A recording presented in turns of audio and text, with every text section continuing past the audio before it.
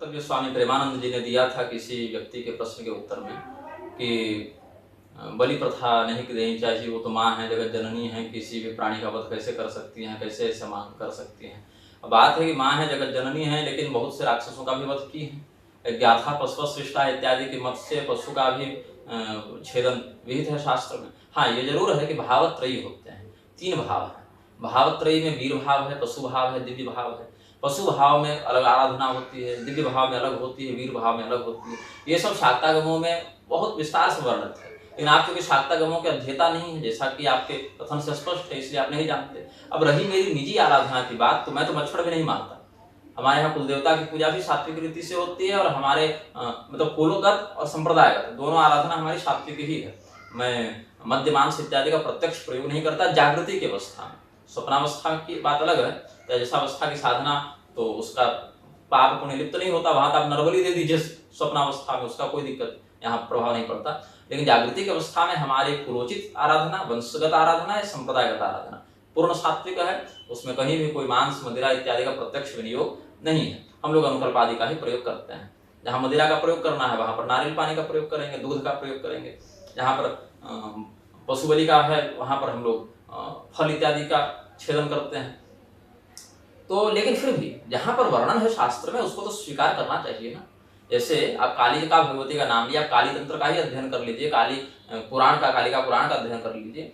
कालिका पुराण में देखिए क्या कहते हैं, वैष्णवी कल्प तंत्रोक्तम, ये भी नहीं कि कोई तामसिक कल्प तंत्रोक्तम कहते हैं, भगवान ही बता रहे हैं। कालिका पुराण का 67वां अध्याय देखिए, प्रारंभ से ही, ऐसे तो बहुत अध्यायों में है, लेकिन देखिए क्रमस्तु बलिदानस्य स्वरूप रुधिरादितः यथा यास शात्रीदय सम्यक तद्वाम वक्ष्यामि पुत्रको वैष्णवी तंत्र कल्पोक्तः क्रमः सर्वत्र सर्वदा साधकर बलिदानस्य ग्राह्य सर्वसुरस्य च पक्षणः कक्षपाग्राहा मत्स्या नवविधा मृगाः महिषो गोधिका कच्छागो रुरुश्च सूकरः खड्गश्च कृष्णसारश्च गोधिका शरभो हरि शार्दूलश्च नरश्चैव स्वगात्र रुधिरं तथा चण्डिका भैरवादीनां वलयः परिकीर्तिताः बलिभिः साध्यते मुक्तिर्बलिभिः साध्यते दिवम् बलिदानेन सततं जयेत् शत्रून् नृपान् नृपः मत्स्यानां कच्छपानां तु रुधिरे सततं शिवा मासैकं तृप्तिमाप्नोति ग्राहर्मासास्तु त्रीनथ मृगाणां शोणितैर्देवी नराणामपि शोणितैः अष्टो मासानवाप्नोति तृप्तिं कल्याणदाजसा गोधिकानां गौर्धिरैर्वार्षिकां तृप्तिमाप्नुयात् कृष्णसारस्य रुधिरे शुकस्य च शोणितैः प्राप्नोति सततं देवी तृप्तिं द्वादश वार्षिकीं दोनों पाठ भेद है। आर्जविकानां रुधिरे पंचविंशति वार्षिकीं महिषाणां च खड्गाणां रुधिरे शतवार्षिकीं तृप्तिमाप्नोति परमां शार्दूलरुधिरे तथा। बहुत है, बहुत लंबा है, कितना बताएं। इतना ही नहीं, वार्धिण सह स्यात् पक्षी च मम विष्णुरपि प्रियः, विष्णु भगवान के लिए तृप्तिमाप्नोति कामाख्या भैरवी मम रूप देखिए, सब श्लोक देखिए। कामाख्या में एक सिद्धार्थ सिंघल हैं, हमारे सुहृद हैं, ऐसे तो पूरी शंकराचार्य के प्रति विशेष निकटता रखते हैं, लेकिन कई बार हमसे भी शास्त्रीय परामर्श लेते हैं। उन्होंने हमसे कहा था कि कामाख्या इत्यादि में बलि बंद करवाने का षड्यंत्र किया जा रहा है। अब हमारी जानकारी में तो ये बात नहीं थी, उन्होंने कहा, तो अभी हमको बाद में इसको जोड़कर बोलना पड़ रहा है कि कोई भी बलिदान है, अगर वो शास्त्रीय विधि से अधिकारी जन कर रहे हैं तब तो अपरित्याज्य है, वो तो करना ही है। और अगर कोई अनधिकारी अविधि पूर्वक कर रहा है तो सर्वथा त्याज्य है, उसको तो करना ही नहीं है। तो जिसके लिए जो कर्तव्य है वो करेगा तभी उसको सुकृत मिलेगा, और जिसके लिए जो अकर्तव्य है उसको छोड़ेगा तभी उसको सुकृत मिलेगा। तो ये सब राजनीति का विषय नहीं है। राजनीतिक चक्कर में आप बलि प्रथा बंद कर दीजिएगा, भगवती उसकी बलि न लेके आपकी बलि लेना शुरू करेगी, महामारियों से 10-20 लाख एक ही बार ले जाएगी, तब क्या कीजिएगा। महामारी का भी तो ध्यान है ना, शैवागमों में, शाक्तागमों में। महारासुर को मारने के लिए जो महामारी का अवतार भगवती दी है, उनका स्तोत्र देखिए, उनकी उत्पत्ति का रहस्य देखिए, उनके द्वारा जिन लोगों का भक्षण किया जाना है उनका लक्षण देखिए। तो बलिदान अगर आप विधि पूर्वक नहीं करेंगे तो देवता अपने हिसाब से अपना जो टोल टोकन है वो लेते रहेंगे। तो हालांकि गुणत्रयी के तारतम्य से सत्व गुण सर्वश्रेष्ठ है। कर्मा कर्म पशून् हत्वा ज्ञान खड्गेन च वही द्वितीयं विन्दति येन इतरे मांसभक्षकाः भी रुद्रयाम तंत्र में कहते हैं। कर्म और अकर्म ही पशु है, उनको ज्ञान रूपी खड्ग से छेदन करना ही पशु बलि है। यह भी एक यौगिक परिभाषा है इसकी। लेकिन जो व्यक्ति वीर भाव से आराधना करता है, तमो भाव से आराधना करता है, या जिनकी पद्धति में शास्त्रोचित वर्णित है, उसका तो आप कोई विकल्प नहीं कर सकते, वहां तो वो करेगा ही करेगा। हाँ, मैं नहीं करता, ये भी नहीं कह रहा कि आप करें, प्रेमानंद जी को मैं कहता हूँ आप करें, ऐसा भी मैं नहीं कह रहा। लेकिन जिनके लिए वह विध है, संप्रदाय युक्त है, उनको आप मना भी नहीं कर सकते हैं। वहां का अधिकार क्षेत्र नहीं है। नारद पुराण देखिए ना, नारद पुराण में पूर्वार्ध में अध्याय 85 देखिए, रजः किरणम भगम नार्या ध्यायन्यो जीवितम जपित वामार्गी आराधना में, वहां तो रजस्वला स्त्री की योनि का ध्यान करके भी जप करने कह दिया। तो जिनके लिए अधिकार है वैसे लोग कर सकते हैं, हम लोग नहीं कर सकते, आप नहीं कर सकते, लेकिन अगर वर्णन है उसका अधिकारी उपलब्ध है वो करेगा और आप वहां कुछ नहीं कर सकते। सकवित्वेन रम्येण जनान मोहेति ध्रुवम अस्थिलो मत्वजायुक्तम मांसम मार्जारमेशयो उष्टस्य महिषस्यापि बलिं यस्तु समर्पयेत् असृजी महिषादीनां कालिकां यस्तु तर्पयेत् तस्य शूरचिरादेव करस्थाः सर्वसिद्धयः। नारद पुराण में कह रहे हैं आप जैसे पशु बलि नहीं कर सकते, आप करेंगे तो दोष लगेगा आपको, वैसे ही जिनके लिए पशु बलि अनिवार्य विधान में आती है वो नहीं करेंगे तो दोष लगेगा। पूरे संसार को आप वाममार्गी बना सकते हैं? नहीं बना सकते। ऐसे पूरे संसार को आप सात्विक भी बना लें, अपने इसके अनुसार बना लें, वैष्णवाचार्य के अनुसार बना लें, तो भी संभव नहीं है। ये आपको ध्यान रखना चाहिए। और भगवती की रही बात तो यह भी जान लीजिए, उन पशुओं का कोई नरक में गमन नहीं होता। यहाँ तक देखिए भविष्य पुराण में देखिए, तस्याम यद्युपयुज्यन्ते प्राणिनो महिषादयः, उत्तर पर्व का अध्याय 138, सर्वे ते स्वर्गतिं यान्ति घ्नतां पापं न विद्यते न तथा बलिदानेन पुष्पधूप विलेपनं यथा संतुष्यते लोके महिषैर्विन्ध्यवासिनी उद्दिश्य दुर्गां हन्यन्ते विधानाद्यत्र जन्तवः। विधान से करना है, अविधि पूर्वक नहीं, उसमें बहुत निश्चित हैं लक्षण किसका हो किसका नहीं हो।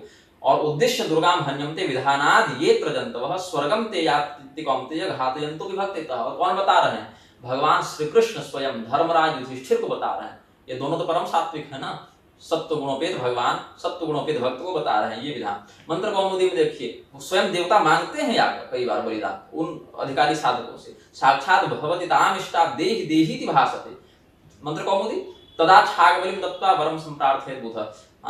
तो आप चूंकि उस परंपरा के नहीं है, क्योंकि वो आराधना पद्धति आपकी नहीं है, वो साधना आपकी नहीं है, वो आचार 7 आचार 3 भाव होते हैं, 7 क्या 21 प्रकार के, तो केवल तांत्रिक में सामान्य वर्गीकरण होगा। 21 प्रकार में आप एक प्रकार हैं, 21 प्रकार। अभी सात्विक राजस तामस तो इसमें किए ही नहीं है, तो 21 की आपको 63 करना पड़ जाएगा फिर।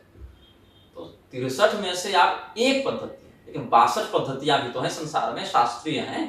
तो आप सबको न सात्विक बना सकते, न राजसी बना सकते, न तामसी बना सकते, न गुणातीत बना सकते।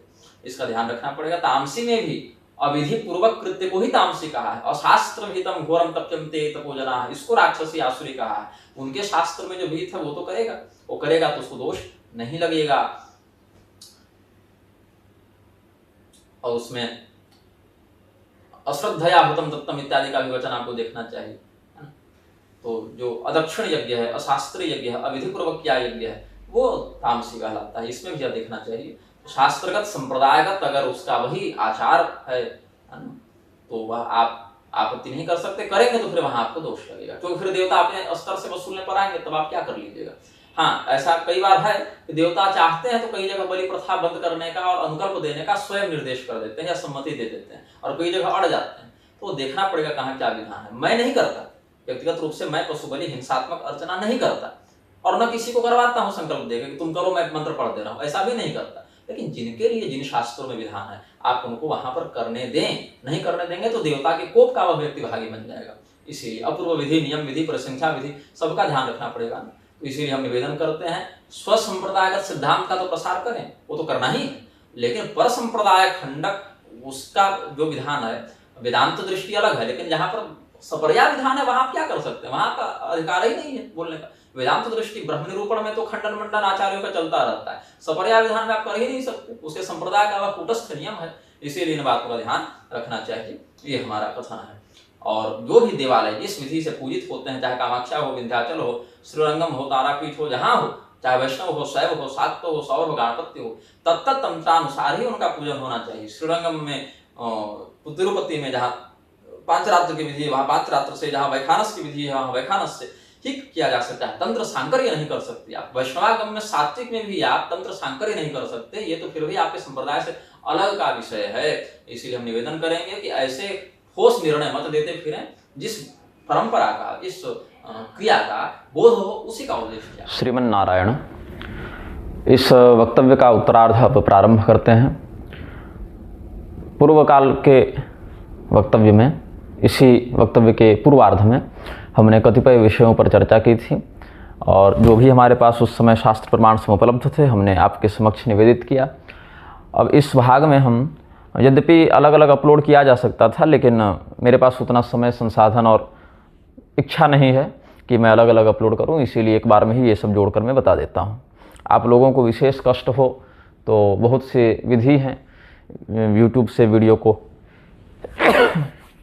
श्रीमन नारायण सुरक्षित रखने की, और वहाँ से आप प्राप्त कर सकते हैं। और कम गुणवत्ता में अगर आप इसको देखेंगे तो आपके इंटरनेट की भी बचत होगी। बहुत लोग कह रहे थे कि वीडियो देखने में ही 4-5 घंटे के वीडियो में ही 4-5 GB चला जाएगा, तो आप GB बचाइए, मैं परलोक बचा रहा हूँ।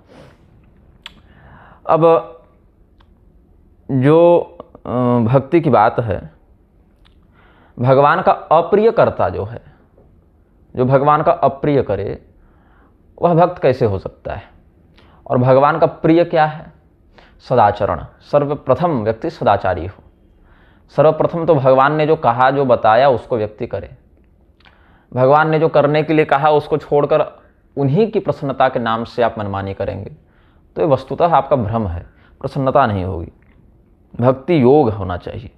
भक्ति जो है एक प्रकार का जो शब्द है भक्ति योग, भक्ति मार्ग। भक्ति में जो समत्वं योग उच्यते या योग कर्मसु कौशलम, भक्ति रूपी आप क्रिया में, भक्ति रूपी भावना में आपकी कुशलता नहीं होगी तो आप भक्त किस प्रकार से कहलाएंगे? और हम तो कहते हैं कि आजकल जो लोग अतिशय भावना कहें या मूर्खता कहें या प्रदर्शन कहें उसके वशीभूत होकर श्री विग्रहों को इधर उधर होटलों में ले जाते हैं या इधर उधर अपवित्र स्थानों में भी ले जाते हैं कि हम तो इनके बिना रह ही नहीं सकते। तो मेरा यह कहना है कि जो व्यक्ति अशास्त्रीयता का संपोषक रहा हो, शास्त्र का बोध ही जिसको नहीं है, अथवा इतना दुराग्रही है कि बताए जाने पर भी उसको स्वीकार नहीं करता, तो ऐसे व्यक्ति की जो स्थिति है, उसका जो स्तर है वो तो बड़ा निम्न है, वो तो नौसिखिया है। और आप क्या कर रहे हैं? उस नौसिखिए को एकदम सर्वोच्च, एकदम परम नैष्ठिक अनन्य भक्त बता दे रहे हैं, जैसे सूरदास हों, जैसे मीराबाई हों, जैसे तुलसीदास हों। तो ये सब जो अत्यंत वरेण्य प्रातस्मरणीय महापुरुष हुए, इनकी जो स्थिति थी वह पूर्व काल के जन्मों को देखें या इस जन्म में भी पूर्वार्थ को देखें तो अक्षरशः शास्त्रानुसार चलने की थी, किंवा बाद में भी चलते थे। हाँ, कुछ मामलों में अपवाद स्वरूप जो है भक्ति के आद्रेक में वह जो है सो, भक्ति के अतिरेक में वह जो है सो अगर कुछ इधर उधर कर बैठे थेथरे के चक्कर में नहीं हो जाए उनसे, उस स्थिति में उनको दोष नहीं लगता था। परमात्मा तत्व के ज्ञान से भी युक्त व्यक्ति को दोष नहीं लगता है ना। कहते हैं कि ज्ञानाग्निदग्ध कर्माणम तमाहु पंडितम बुधा, और ज्ञान तो भक्ति का परिणाम हो जाएगा ना। भक्ति जब पुष्ट हो जाएगी तो तेषाम ज्ञान नित्य युक्त, आर्तता खत्म हो गई, अर्थार्थी भाव खत्म हो गया, जिज्ञासु भी आप नहीं रहे तो जिज्ञासु जो भाव है उसके समापन होने पर ज्ञानी बन जाएंगे, तो ज्ञानी बनेंगे तो अनन्य भक्ति, नित्य भक्ति आपकी पुष्ट हो जाएगी। उस स्थिति में उसको इन बातों का दोष नहीं लगता। अब नौसिखिए को उच्च बताकर, नौसिखिए को, अज्ञानी को, अशास्त्रीय को परम नैष्ठिक भक्त बताकर आप भक्ति का अपमान कर रहे हैं। और सबसे बड़ी समस्या तो ये हो गई ना, सेठों के द्वारा जिन महात्माओं को प्रस्तावित किया गया, प्रचारित किया गया, वो धर्मशास्त्र छोड़कर सेठों के गुणगान करने में लगे रहे। चाहे कृपालु को देख लीजिए, कृपालु बाबा के विषय में हमने कहा था, उनके विषय में तो यह भी सुनने को आता है कि वो सेठ लोग हाथ में से करके अंजलि बांध कर खड़े रहते थे कि कृपालु जी थूक दें तो हम उसको चाट कर करोड़पति बन जाए। ये तो अंधविश्वास है। तो सेठों के द्वारा जिसका प्रस्तुतिकरण समाज में किया जाए, मतलब जिसको स्पॉन्सर किया जाए, सेठों का क्या है? या कोई भी ऐसे व्यक्ति जो कि भौतिकता में ज़्यादा मन लगा रहे हैं, उनका क्या है? वो जाएंगे, वो कहीं भी चले जाएंगे, वो निर्मल बाबा के पास चले जाएं, वो प्रदीप मिश्रा के पास चले जाएं, वो कहीं भी, और वो करौली सरकार चले जाएं, है ना, वो कहीं भी चले जा सकते हैं। हमको केवल पैसा चाहिए भैया, मेरा बिजनेस बढ़िया चलना चाहिए। धर्मशास्त्रीय जो बात है उससे तो उनका संबंध नहीं है ना। तो इसीलिए उनके द्वारा जब करोड़ों का डोनेशन दिया जाता है, बड़े बड़े चमकती गाड़ियों से उनके द्वारा महाराज जी का स्वागत किया जाता है, तो लोगों को लगता है कि महाराज जी इतने बड़े संत हैं, तभी तो लोग इनके चरणों में घूम रहे हैं, चरणों में लौट रहे हैं। लेकिन बात ऐसी है कि आप सेठोन्मुखी हो जाते हैं, ब्रह्म से आप विमुख हो जाते हैं, और उसके बाद लोगों में अहमन्यता होने लगती है। स्वामी रामभद्राचार्य इसके जीवंत उदाहरण हैं। अगर आत्ममुग्धता का, कुशाग्रता का और पूर्वाग्रह का सम्मिश्रण कहीं देखना हो तो रामभद्राचार्य को देख लीजिए। अपने भाष्यों में कई स्थानों पर उन्होंने पूर्वाचार्यों को मूर्ख, अधम, पागल इत्यादि लिखा है, और विहाय वल्लभाचार्य मध्व रामानुजावपि इत्यादि श्लोकों में तो उन्होंने सभी पूर्वाचार्यों को मूर्ख ही घोषित कर दिया, कुपथगामी घोषित कर दिया, शंकराचार्य जी को, रामानुजाचार्य जी को। अब वर्तमान वालों से अगर कोई द्वंद्व हो तो समझ में आता है कि आपके समवयस्क हैं, तो हो सकता है कि आप उनसे ज़्यादा ही पढ़े लिखे हों, लेकिन जो सीधे ही अवतारी महापुरुष थे उनको भी आप मूर्ख और पागल घोषित करते चलेंगे, तो उस स्थिति में तो मूर्ख और पागल वो तो घोषित होंगे नहीं, आपकी ही जो कलुष्यता है, मन का जो भाव है, दुर्भाव है, वह ज्ञात होगा लोगों को। हमने जब भाष्य लिखा तो हमने यही लिखा कि पूर्वाचार्यों के बताए मार्ग के अनुरूप उन्हीं की कृपा से लब्ध जो शास्त्र है हमारे पास जिस रूप में, उसको हम प्रस्तुत करते हैं, उस अर्थ को हम लिखते हैं। और रामभद्राचार्य ने जब भाष्य लिखा तो उनका यही मत था कि पहले के सारे लोग अशुद्ध, अप्रासंगिक और अशास्त्रीय अर्थ करने वाले थे, इसलिए शास्त्रीय बात हम बताएंगे। और शास्त्रीय बात में क्या बताएंगे कि नतस्य प्रतिमास्ति में न और तस्य को जोड़ दिए तो नतस्य मतलब झुका हुआ, ये अर्थ कर देंगे। तो ये इनका विचित्र, अलौकिक, असाधारण अर्थ हो जाता है। और दुर्भाग्य ये है कि मलुक पीठाधीश्वर जैसे शास्त्रज्ञ व्यक्ति भी ऐसे लोगों को प्रोत्साहित करते हैं। रामभद्राचार्य को जगतगुरु कौन बनाने गया? हम तो बनाने नहीं गए ना। अच्छा, जगतगुरु बन भी गए, अगर कह दें कि प्रस्थानत्रयी के भाष्य के जोर पर बन गए, तो सार्वभौम वैष्णव जगतगुरु उनको हरिद्वार में कौन बनाने गया था? हम तो नहीं गए थे ना, मलुक पीठ वाले स्वामी जी गए थे। मलुक पीठ वाले जाकर मुरारी बापू को जाकर प्रणाम करें और फिर उत्तर में कह दें कि हम तो वैष्णव हैं भाई, वैष्णव तो हर जगह भगवान को देखता है, कुत्ता बिल्ली गधा घोड़ा किसी को भी प्रणवेद दंडवत भूमो कर देता है, तो इसीलिए हम उनको प्रणाम करेंगे। तो आप जामा मस्जिद के इमाम को भी जाकर प्रणाम कर सकते हैं फिर, है ना। तो आप किसी इमाम को प्रणाम करते तो नहीं देखे गए, किसी कुत्ते गधे घोड़े बिल्ली को तो प्रणाम करते नहीं देखे गए, लेकिन मुरारी बापू के पास आप चले गए और उसके साथ आप उसी को सम्मान देते हुए स्वयं विनत होने का भाव जो प्रस्तुत करते हैं, ये सब जो है वो समाज में विप्लवकारी भ्रम को प्रसारित करता है। आप बहुत बड़े ब्रह्मज्ञानी अगर होंगे तो भी समाज में आपको ऐसा नहीं करना है। न बुद्धि भेदम जनय दज्ञानाम कर्म संगिनाम जो से सर्वकर्माणि विद्वान युक्त समाचरण, इस नियम के अनुसार जो है आपका कृत्य आपत्ति में आ जाएगा। और सक्ताः कर्मणि विद्वांसो यथा कुर्वन्ति भारत कुर्यात् विद्वांस तथा सक्तश्च चिकीर्षुर् लोक संग्रहम, इस नियम को भी आपको देखना चाहिए। और अशास्त्रीय कथनों का समर्थन तो आप नहीं करते हैं व्यासपीठ से, मलुक पीठ वाले महाराज जी, लेकिन अशास्त्रीय कथन को कहने वाले लोगों के साथ जितना बढ़िया तालमेल इनका देखने को मिलता है, इससे भ्रम क्या व्याप्त होता है कि मलुक पीठाधीश्वर भी इनके सुहृद हैं, हितैषी हैं, तो ये बढ़िया संत होंगे, ऐसा ही भ्रम। ऊपर से अलग अलग उपाधि पद इत्यादि से आरूढ़ करवा देते हैं। अब तो मलुक पीठाधीश्वर के भी नाम के आगे जगतगुरु शब्द लगने लगा है, उनके चेलों के द्वारा कुछ बैनर इत्यादि हम देखे थे। द्वाराचार्य भी जगतगुरु हो गए, चाहे प्रस्थानत्रयी पर भाष्य लिखो। अच्छा, मलुक पीठ वाले जब जगतगुरु लगाते हैं तो रामभद्राचार्य आपत्ति नहीं करते हैं। रामभद्राचार्य कह रहे थे ना कि प्रस्थानत्रयी पर भाष्य लिखने वाला ही जगतगुरु हो सकता है, तो प्रस्थानत्रयी पर भाष्य न तो कबीरदास लिखे और न मलुकदास लिखे, न स्वामी राजेंद्र दास जी लिख रहे हैं, तो फिर भी जगतगुरु तो हैं ये। जबकि इनके गद्दी पर जिनके नाम से मलुक पीठ बनी हुई है वो मलुकदास स्वयं जगतगुरु नहीं थे। वर्णानाम ब्राह्मणों गुरु के आधार पर भी उनकी स्थिति नहीं सिद्ध की जा सकती है। और भक्ति के बाहुल्य से उनको संत तो स्वीकार करते ही हैं, उनको भगवान का भक्त उनको तो स्वीकार करते ही हैं, लेकिन एक विशेष टाइटल लग जाना, एक उपाधि लग जाना, एक सिंहासन लग जाना, ये सब उनके साथ तो नहीं था और उनकी परंपरा वालों के साथ लग गया है। लेकिन तब तो रामभद्राचार्य कहेंगे नहीं कि वो प्रस्थानत्रयी पर बिना भाष्य से लिखे कैसे जगतगुरु लगा रहे हैं। ये सब साठ गांठ हो जाती है अंदर की बात कि तुम हमारा प्रोत्साहन करते रहना, हम तुम्हारा प्रोत्साहन करते रहेंगे, और कोई बात नहीं। और चेलों का सिर्फ एकमात्र काम रहता है कि बड़े बड़े सेठ, मारवाड़ी, उद्योगपति, नेता, मंत्री, सेलिब्रिटी को लाते जाओ और बढ़िया फोटो शूट कराते जाओ और बढ़िया एकदम चकचकाते जाओ। मोहन भागवत, रामदेव, मुरारी बापू, अवध ओझा और ये क्या योगेश मिश्र, ये सब जो हैं वो सब पूरी शंकराचार्य जी के पास आते जाते रहते हैं। और पूरी शंकराचार्य जी के जो सद्धर्मनिष्ठ चेले हैं, जो सद्धर्मनिष्ठ विद्वान हैं, अथवा इतर संप्रदायों के भी जो सद्धर्मनिष्ठ आचार्य हैं, उनसे तो कोई आर्थिक लाभ होना नहीं है, अभी तो उनके शास्त्रज्ञता से हो सकता है कि कुछ उनकी प्रसिद्धि भी हो जाए। इसीलिए चेले कहते हैं कि हमारे शंकराचार्य जी से मिलाना ही नहीं है इनको। तो लेकिन अगर कोई लिव इन रिलेशनशिप वाली महिला भी आ जाए और वो अशास्त्रीय परिधान में भी आ जाए, लेकिन अगर थोड़ा पावरफुल हो, थोड़ी पैसे वाली हो, थोड़ा उसका समाज में प्रभुत्व हो, दो चार बढ़िया आयोजन कराने में दक्ष हो, तो चेले तो बल्कि शंकराचार्य को छोड़कर उसी के चरणों में लौट जाए, उसी को कहेंगे भैया देवी मैया तुम ही है, तुम्हारे नवरात्र में हम मंत्र जप लेते हैं। तो ये तो हाल हो गया है मठों का।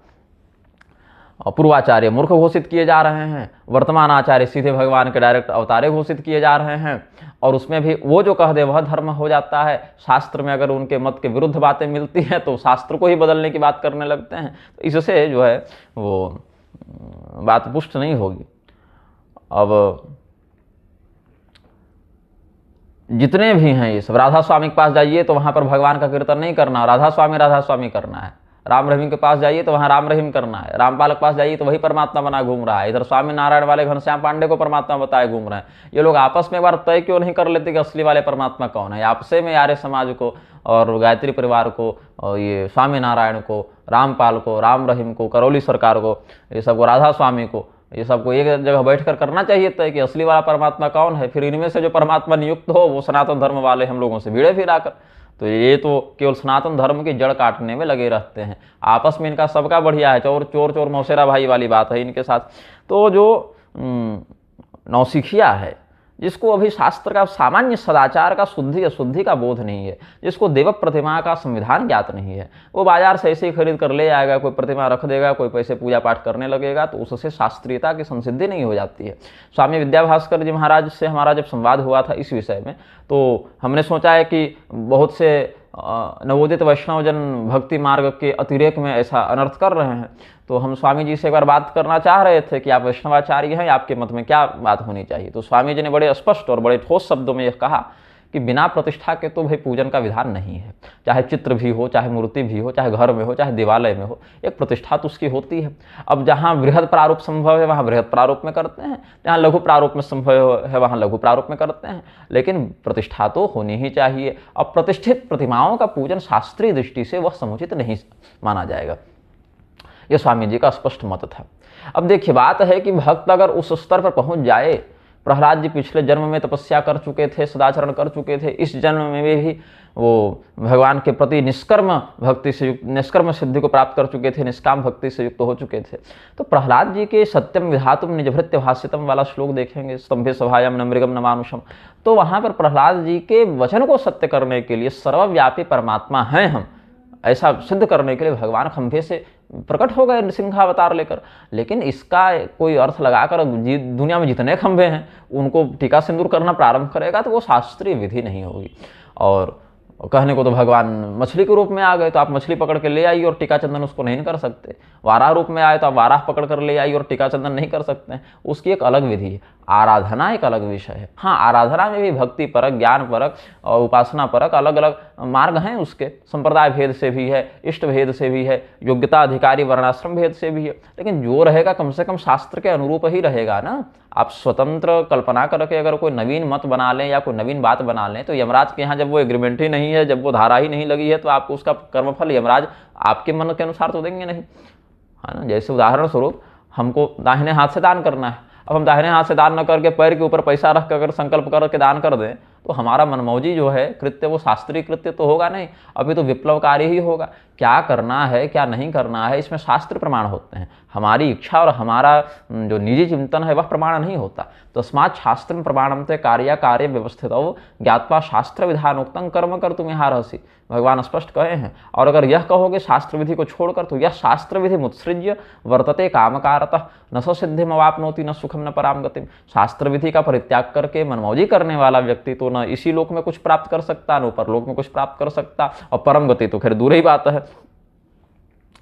तो भक्त जो वास्तव में होगा वो मानेगा, शास्त्रीय बात को मानेगा, बताए जाने पर कहेगा कि हाँ मेरे भगवान का यह आदेश है, इसको तो मानना चाहिए। और जो भक्त नहीं होगा, भक्ति का ढोंग करेगा, मनमौजी को ही भक्ति समझेगा, वो व्यक्ति तो कहेगा कि तुम लोग शास्त्र अपना पकड़े रहो। गोपियों का उदाहरण देने लगेगा, अरे गोपियाँ क्या थीं, एताश्च श्रुतयः सर्वा व्रजे गोप कुमारिका, ये सब के सब गर्ग संहिता में भी है, निग्रहागमों में भी हम लोग यह कहते हैं। तो कहते हैं कि जितनी गोपियाँ थी वह तो श्रुति की शब्द ब्रह्म की अवतार भूता थी, अथवा किंवा कुछ ऋषि महर्षि भी पद्म पुराणोक्त मत से पूर्व काल के ऋषि महर्षि भी वहाँ रासमंडल में दिव्य प्रवेश के निमित्त उतनी तपस्या करके सदाचरण करके वहाँ आए हुए थे। उसके बाद भी गोपियों ने यह थोड़ी कहा कि तुम भी ऐसा ही करो, वो तो उनकी निजी साधना पद्धति थी। और निजी साधना पद्धति के बाद भी भगवान ने उद्धव जी के माध्यम से उनको ज्ञान दिलवाया और श्री राधा भगवती के माध्यम से उद्धव जी की भक्ति को पुष्ट किया। राधा भगवती ने जब उद्धव जी लौट रहे थे तो भक्ति ज्ञान वैराग्य तीनों का उपहार दिया, एक प्रकार से उद्धव जी को एक मितागिरी में भेंट स्वरूप प्रदान किया है। तो प्रतिष्ठा के विषय में हम बता रहे थे आपको, देवताओं की प्रतिष्ठा, विशेष करके भगवान कृष्ण के विषय में बता रहे थे। आपको लड्डू गोपाल का जो बाल गोपाल का ध्यान है ये सब तो बता ही चुके थे। कर्म दीपिका, क्रिया दीपिका क्या है, क्रम दीपिका के आधार पर। हाँ, तो मत्स्य पुराण में कहते हैं, सौवर्णी राजती वापी ताम्री रत्नमयी तथा शैल दारुमयी वापी लौह शंखमयी तथा रीतिका धातु युक्ता च ताम्र कांस्यमयी तथा शुभ दारुमयी वापी देवतार्चा प्रशस्यते अंगुष्ठ पर्वचारभ्य वितस्तिम यावदेव तो गृहेषु प्रतिमा कार्या नाधिका शस्यते बुधये। स्वर्णमयी प्रतिमा, चांदी की प्रतिमा, तांबे की प्रतिमा, रत्न, स्फटिक इत्यादि की या माणिक्य, पन्ना इत्यादि की प्रतिमा, वृक्ष उसकी लकड़ी से बनी प्रतिमा या पर्वत की बनी प्रतिमा मतलब पत्थर की बनी प्रतिमा, लोहे से बनी प्रतिमा, शंख से बनी प्रतिमा, और रीतिका कहते हैं पीतल को, पीतल से बनी प्रतिमा, या तांबे और कांस्य को मिलाकर जो उसका जो घटक बनेगा उसकी प्रतिमा, ये सब जो है देवताओं की पूजन में प्रशस्त मानी गई हैं। अब घर में अगर आपको प्रतिमा पूजन करना है तो ध्यान रखें कि अंगूठे से छोटा ना हो और बित्ते से बड़ा ना हो, वह देव विग्रह। हाँ, अगर विशेष आपके पास प्रबंध है और विशेष राजोपचार से पूजन करना चाहते हैं, तो प्रासादवत पूजन करना चाहते हैं, तो 16 अंगुल तक मतलब लगभग सवा बित्ते से थोड़ा सा अधिक वो आप कर सकते हैं पूजन। लेकिन उससे भी ऊपर चाहिए तो फिर घर में नहीं, उसके लिए आपको अलग से एक वास्तु शिखर इत्यादि, ध्वज स्थापन, शिखर स्थापन इत्यादि करना चाहिए। ये शास्त्रीय बात है। अब इसमें जो लौहमयी है वो पांचरात्रा गमों के अनुसार जो है सो सोना, चांदी और तांबा, कहीं कहीं इनको त्रिलोह की संज्ञा दी गई है। ये एक तांत्रिक मत है, तो कहीं कहीं उस अर्थ को भी ग्रहण किया जाता है।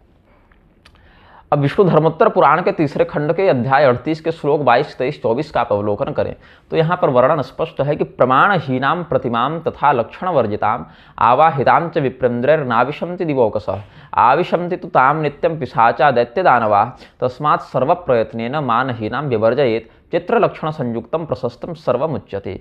जिस प्रतिमा में उसकी आकृति का शास्त्रीय ध्यान नहीं रखा गया है, हर देवता की प्रतिमा का अलग अलग नियम है। जब देवता में भी जैसे आप भगवान विष्णु की ही आराधना कर रहे हैं तो पद्मनाभ स्वरूप का, केशव स्वरूप का, लक्ष्मी नारायण स्वरूप का, पर्यंक साई नारायण का, क्षीरोद साई नारायण का, मतलब अलग अलग नाम के आधार पर भी उनकी प्रतिमा के अलग अलग स्वरूप बन जाते हैं। तो चतुर्व्यूहात्मक, अंतर्व्यूहात्मक बहुत से प्रभेद हो जाते हैं उन प्रतिमाओं के। तो भगवान वही है, तत्व वही है, लेकिन अलग अलग नाम, गुण, उपाधि के साथ उनका स्वरूप भी अलग अलग रूप में शास्त्र वर्णित करते हैं। और उनकी प्रतिमा का वैसा लक्षण बनना चाहिए, कितने अंगुल की नाक, कितने अंगुल का कान, कितने अंगुल की दूरी, पूरा एक एक अंग का पूरा एकदम निश्चित परिमाण बताया गया है। और ये सारे की सारी बातों का बोध हमारे शूद्र वर्ण के शिल्पकारों को था। तब देखिए क्या गजब गजब देव विग्रहों का उन्होंने निर्माण किया है। तो कैसे जाने अगर उस शिल्प शास्त्र का उन्होंने विधिपूर्वक अध्ययन नहीं किया, पढ़ने लिखने नहीं दिया गया, जो लोग आरोप लगाते हैं। तो इतने दिव्य दिव्य कलाकृतियों का, इतने दिव्य कौतुकों का उन्होंने देव विग्रहों का शास्त्रीय परिमाण के साथ, शास्त्रीय मर्यादा के साथ कैसे निर्माण कर दिया। आज के जैसा थोड़े कि रमजान में अली भाई तराश रहे हैं भगवान की मूर्ति। अली भाई क्या शिल्प शास्त्र पढ़ेंगे शास्त्रीय विधि से? वो तो हमारे शिल्प बंधुओं का कर्तव्य है। लेकिन यहाँ राजनीतिक चक्कर में तो राम मंदिर के यहाँ पहली मिट्टी रखेगा मुसलमान, राम मंदिर की पहले कलश अभिषेक करेगा मुसलमान, मूर्ति बनाएगा मुसलमान, तो भैया पूरी जमीनें उसको दे देता, तुम खुद ही मुसलमान बन जाता। जब सब उसी करना है तो हमारे राम जी का अपमान कर रहे हो तुम ना। फिर क्या पूरे भारत के सारे हिंदू शिल्पकार मरिए गए थे कि तुमको उनकी आवश्यकता लेनी पड़ी? लेकिन यहाँ पॉलिटिक्स बाजी चल रही है। यहाँ तो कार्यालय बनाने की बात है, मंदिर कम और कार्यालय अधिक बनाओगे तुम। भगवान तो भगवान ही रहेंगे, भगवान के ऊपर बैठोगे तुम ट्रस्टी बनकर। तो ये जो है सो जब तक जिंदा रहोगे तब तक कुछ फल भोगो, फिर तो शास्ता व्यवस्थो यमः के यहाँ तुम्हारा हिसाब होना ही है। तो अगर प्रतिमा का लक्षण सही नहीं है, प्रतिमा का जो परिमाण है, प्रतिमा का जो मान है वह शास्त्रीय नहीं है, तो उसमें आप आवाहन करेंगे तो देवता नहीं आते, उसमें भूत प्रेत पिशाच आकर बैठ जाते हैं। ये बात हम नहीं कह रहे अपने मन से बनाकर, ये विष्णु धर्मोत्तर पुराण में कहा जा रहा है ना, कोई काल्पनिक बात भी नहीं कह रहे हैं, आपको एक शास्त्रीय मर्यादा की बात बता रहे हैं। आविशंते तो ताम नित्यम पिशाचा दैत्य दानवा, तो प्रतिष्ठा करने से पहले ही आपकी प्रतिमा शास्त्रीय लक्षणों से युक्त होनी चाहिए। अब और उसके बाद फिर नित्य जो है आपको अलग अलग व्रतों में, उपवासों में, है ना, गौ सेवा, विप्र सेवा, दान इत्यादि करना है। घर की प्रतिमा को स्थापित करके छोड़ नहीं देना है, उसकी रोज पूजा करनी है। द्विजम गाम कांचनम चैव दृष्ट्वा स्पृष्ट्वा गृहम व्रजेत स्वगे हस्थाम ततः पुण्याम प्रतिमाम चापि पूजयेत। पद्म पुराण के सृष्टि खंड के अध्याय 20 के श्लोक 171 में कहते हैं। अब कुछ लोग कह रहे थे कि प्रतिमा के स्थान पर अगर चित्र की पूजा करना चाहें तो क्या है? तो चित्र को देखिए, कहते हैं बिंबालय, बिंबालय प्रतिष्ठा होती है भगवान की, या चित्र प्रतिष्ठा भी कहते हैं कहीं कहीं, और बिंब प्रतिष्ठा भी कहते हैं। बिंब शब्द से कहीं कहीं प्रतिमा को भी बताया गया है, लेकिन उसको मुख्यतया चित्र प्रतिष्ठा, बिंब प्रतिष्ठा कहते हैं। उसमें जलाधिवास इत्यादि नहीं होता, क्योंकि चित्र खराब हो जाएगा फिर उसमें जो चित्रकारी की गई है। लेप्य प्रतिमा भी कहते हैं, उसमें लेपन किया गया है रंगों का ना, तो लेप्य प्रतिमा, दीवार पर भी चित्रकारी करके भगवान की स्थापना करते हैं। कुल देवी इत्यादि की कई बार दीवारों पर प्रतिष्ठा होती है या ऐसे चित्र में, तो उसमें जलाधिवास इत्यादि नहीं होता, और उसमें षोडश न्यास भी नहीं होता। विशेष करके दशावतार का तो नहीं होता है जहाँ तक हमारी जानकारी है, कहीं अगर होता होगा तो हमको प्रमाण आप लोग दीजिएगा। और उसके बाद सामान्य जो है सो आंग ह्रीं क्रौंग यंग रंग लंग वाला तत्वन्यास इत्यादि करके, और सामान्य उसका त्वक पाणी पाद पायुपस्था का जो करते हैं। अब सारा मंत्र तो यहाँ बताना न उचित है न संभव है, उसके लिए संक्षिप्त पद्धतियाँ हैं, गीता प्रेस के नित्यकर्म पूजा प्रकाश में भी दी हुई हैं। जो पार्थिवार्चन का जो मंत्र है उसमें शिव जी का बदल बदल कर उस देवता का नाम जोड़ते जाइए तो भी वो काम चल जाता है। केवल मंत्र तो लगभग प्रतिष्ठा का वही रखते हैं, हृदय से वहाँ पर न्यास करते हैं, तत्व मुद्रा का प्रयोग करते हैं, सन्निधान मुद्रा का प्रयोग करते हैं, आवाहन मुद्रा का प्रयोग करते हैं। वो सब कर्मकांडीय विधि है, और कोई ठीक ठाक ज्ञान रखने वाले ब्राह्मण भी, बहुत विद्वान न भी हों लेकिन सामान्य स्तर का बोध उनको शास्त्र का हो, तो उतना तो करा ही देते हैं। उनसे भी एक बार करवा लेनी चाहिए। अब जो शास्त्रनिष्ठ व्यक्ति होंगे वो तो अपने घर में अप्रतिष्ठित प्रतिमा के पूजन में रुचि रखेंगे नहीं। अगर करते भी रहे होंगे तो इन बातों को जानने के बाद बिना कोई झगड़ा झंझट के एक प्रतिष्ठा कर लेंगे और फिर पूजन अपना नियमित रखेंगे। लेकिन जिनको थेथरेगी करना है, वो उनको लग रहा है कि हम इतने बड़े भक्त हैं कि भगवान आ ही जाएंगे, तो भगवान अगर आ जाएं तो भैया बहुत अच्छी बात है, और अगर न आए तो कम से कम अपना परलोक बनाने के लिए तुम अगर एक आध घंटे की मेहनत से अगर प्रतिष्ठा कर या करवा लेते हो तो क्या बुरा है इसमें। भगवान की ही सेवा के लिए तो कर रहे हो, हम कोई अपना कपड़ा थोड़ी धुलवा रहे तुमसे, अपना पैर थोड़ी दबवा रहे तुमसे, भगवान के लिए ही तो कहा जा रहा है, और भगवदोपदिष्ट शास्त्र से ही तो कहा जा रहा है। हम कोई अपने मन से तो किताब लिखकर तुमको बता नहीं रहे, भगवान के लिए, भगवान के भक्तों के द्वारा, भगवान के ही द्वारा वर्णित शास्त्रों में जो रहस्य बताया गया है उसी के अनुरूप तुमको काम करने कहा जा रहा है। तो इसमें एक संक्षिप्त आवाहन मंत्र है, मैं पढ़ देता हूँ, 2 बार पढ़ देता हूँ। सर्वत्र गोसी भगवन किल यद्यपित्वाम, ये अब बता रहा हूँ परमेश्वर संहिता की क्रियाकांड के अध्याय 15 से। ये बहुत बड़ा अध्याय है, एक ही अध्याय में 1000 से अधिक श्लोक हैं। ये पूरी प्रतिष्ठा विधि है। अब 1000 श्लोक में जो प्रतिष्ठा विधि है उसको हम कैसे आपको बता दें, एक तो वीडियो ऐसे ही बहुत लंबा हो जा रहा है। तो परमेश्वर संहिता के क्रियाकांड के अध्याय 15 में हजारों श्लोक एक ही अध्याय में, और पूरी प्रतिष्ठा विधि उसमें लगभग सब महत्वपूर्ण विषय संकलित कर दिया गया है। तो उसमें जो श्लोक संख्या 356 और श्लोक संख्या 357 है, वहाँ से मैं आपको बता रहा हूँ। सर्वत्र गोसी भगवन किल यद्यपित्वाम आवाहयामि हि यथा व्यजनेन वायुम गूढ़ो यथैव दहनो मदनादुपैति आवाहितोपि हि तथा त्वमुपैषि चार्चाम।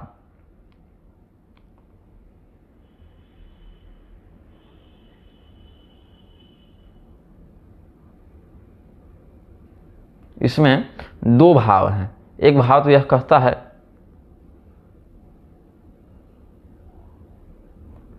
कि भगवान हवा तो सर्वत्र है, वायु तो सर्वत्र है, लेकिन हम उसका अनुभव ठंडक के रूप में नहीं कर पाते, उसके लिए पंखे की आवश्यकता पड़ती है। ऐसे आप सर्वत्र हैं लेकिन आपका अनुभव हम वहाँ नहीं कर पाते, इसलिए प्रतिमा की आवश्यकता पड़ती है। तो जैसे वायु तो है सर्वत्र, वायु सर्वत्र को महान, लेकिन उसका हम व्यजन के माध्यम से, पंखे के माध्यम से अनुभव करते हैं, वैसे ही आप सर्वांतरयामी सर्वव्यापी परमात्मा की हम इस प्रतिमा में प्रतिष्ठा करके आपका अनुभव करना चाहते हैं। तो इसीलिए हम आपका आवाहन करते हैं, आप हमारे पूजन को स्वीकार कीजिए। और पूजन के लिए जो आवाहन के लिए जो मंत्र है वो क्या कहते हैं? मालाधराच्युत विभो परमार्थ मूर्ते सर्वज्ञनाथ परमेश्वर सर्वशक्ते आगच्छमे कुरु दयाम प्रतिमां भजस्व पूजा गृहाण मदनुग्रह काम्य याद्य। ये भगवान से निवेदन किया जाता है कि हे सर्वज्ञ, हे परमेश्वर, हे सर्वशक्तिमान, हे नारायण, आप यहाँ पर आएँ और आप इस प्रतिमा में सन्निहित हों, आपका सन्निधान यहाँ बने और हमारे द्वारा की गई पूजा को आप हमारे ही ऊपर अनुग्रह करने के लिए स्वीकार करें। ये एक प्रार्थना मंत्र पढ़ते हैं। अब श्रीमद्भागवत महापुराण में भी है, पद्म पुराण में भी है, पाताल खंड देख लीजिए पद्म पुराण का, श्रीमद्भागवत का 11वां स्कंध देख लीजिए। शैली दारुमयी लौही लेप्या लेख्या च सैकति मनोमयी मणिमयी प्रतिमाष्टविधा स्मृता चला चलेति द्विविधा प्रतिष्ठा जीव मंदिरम। भगवान की जो प्रतिष्ठा है दो प्रकार की होती है, चल प्रतिष्ठा और अचल प्रतिष्ठा। चल प्रतिष्ठा घर में होती है सामान्यतया, या मंदिरों में भी होती है, तो उत्सव इत्यादि के लिए जब भगवान को बाहर निकालते हैं या नगर भ्रमण के लिए निकालते हैं तो वह जो है चल प्रतिष्ठा कहलाती है। चल प्रतिष्ठा में मूर्ति का जो आधार है वो एकदम सटा हुआ नहीं रहता, उनको शास्त्रीय मर्यादा के अनुसार उठाकर अन्यत्र स्थापित किया जाता है। कहीं भी उठाकर नहीं रख देना है, जब जहाँ जैसी आवश्यकता पड़े शास्त्रीय मर्यादा के अनुपालन में उनको वैसा किया जाता है। अब पत्थर की बनी, लकड़ी की बनी, लोहे की बनी, लेपन से बनी मतलब चित्र इत्यादि, लिखित से बनी, लेख्या में क्या हो जाता है, कई बार यंत्रात्मिका प्रतिमा भी होती है जिसमें कुछ वर्णों का न्यास लिखना पड़ता है उन अंगों में। और सैकती, सैकती कहते हैं बालू से बनी प्रतिमा को। और मनोमयी, अगर कोई प्रतिमा न हो तो मन से आप कल्पना करके भगवान के विग्रह का एक बनाते हैं ना ध्यान। मणिमयी, मणिमा से बनी, ऐसे 8 प्रकार की प्रतिमा बताई गई है। तो चल प्रतिष्ठा और अचल प्रतिष्ठा, चल अचल 2 प्रकार की प्रतिष्ठा होती है। सामान्यतया देवालय में अचल प्रतिष्ठा और घर में चल प्रतिष्ठा होती है। अब कहाँ कहाँ जो है वो देवता नहीं आते हैं, इसके विषय में शास्त्रों में कहते हैं, वैष्णवागमों में ही, मध्य मांसासनम यत्र दुर्गंधि भक्षणादिकम दुष्टपानादिकम यत्र देवास्तत्र न वसंति न, देवास्तत्र वसंति न।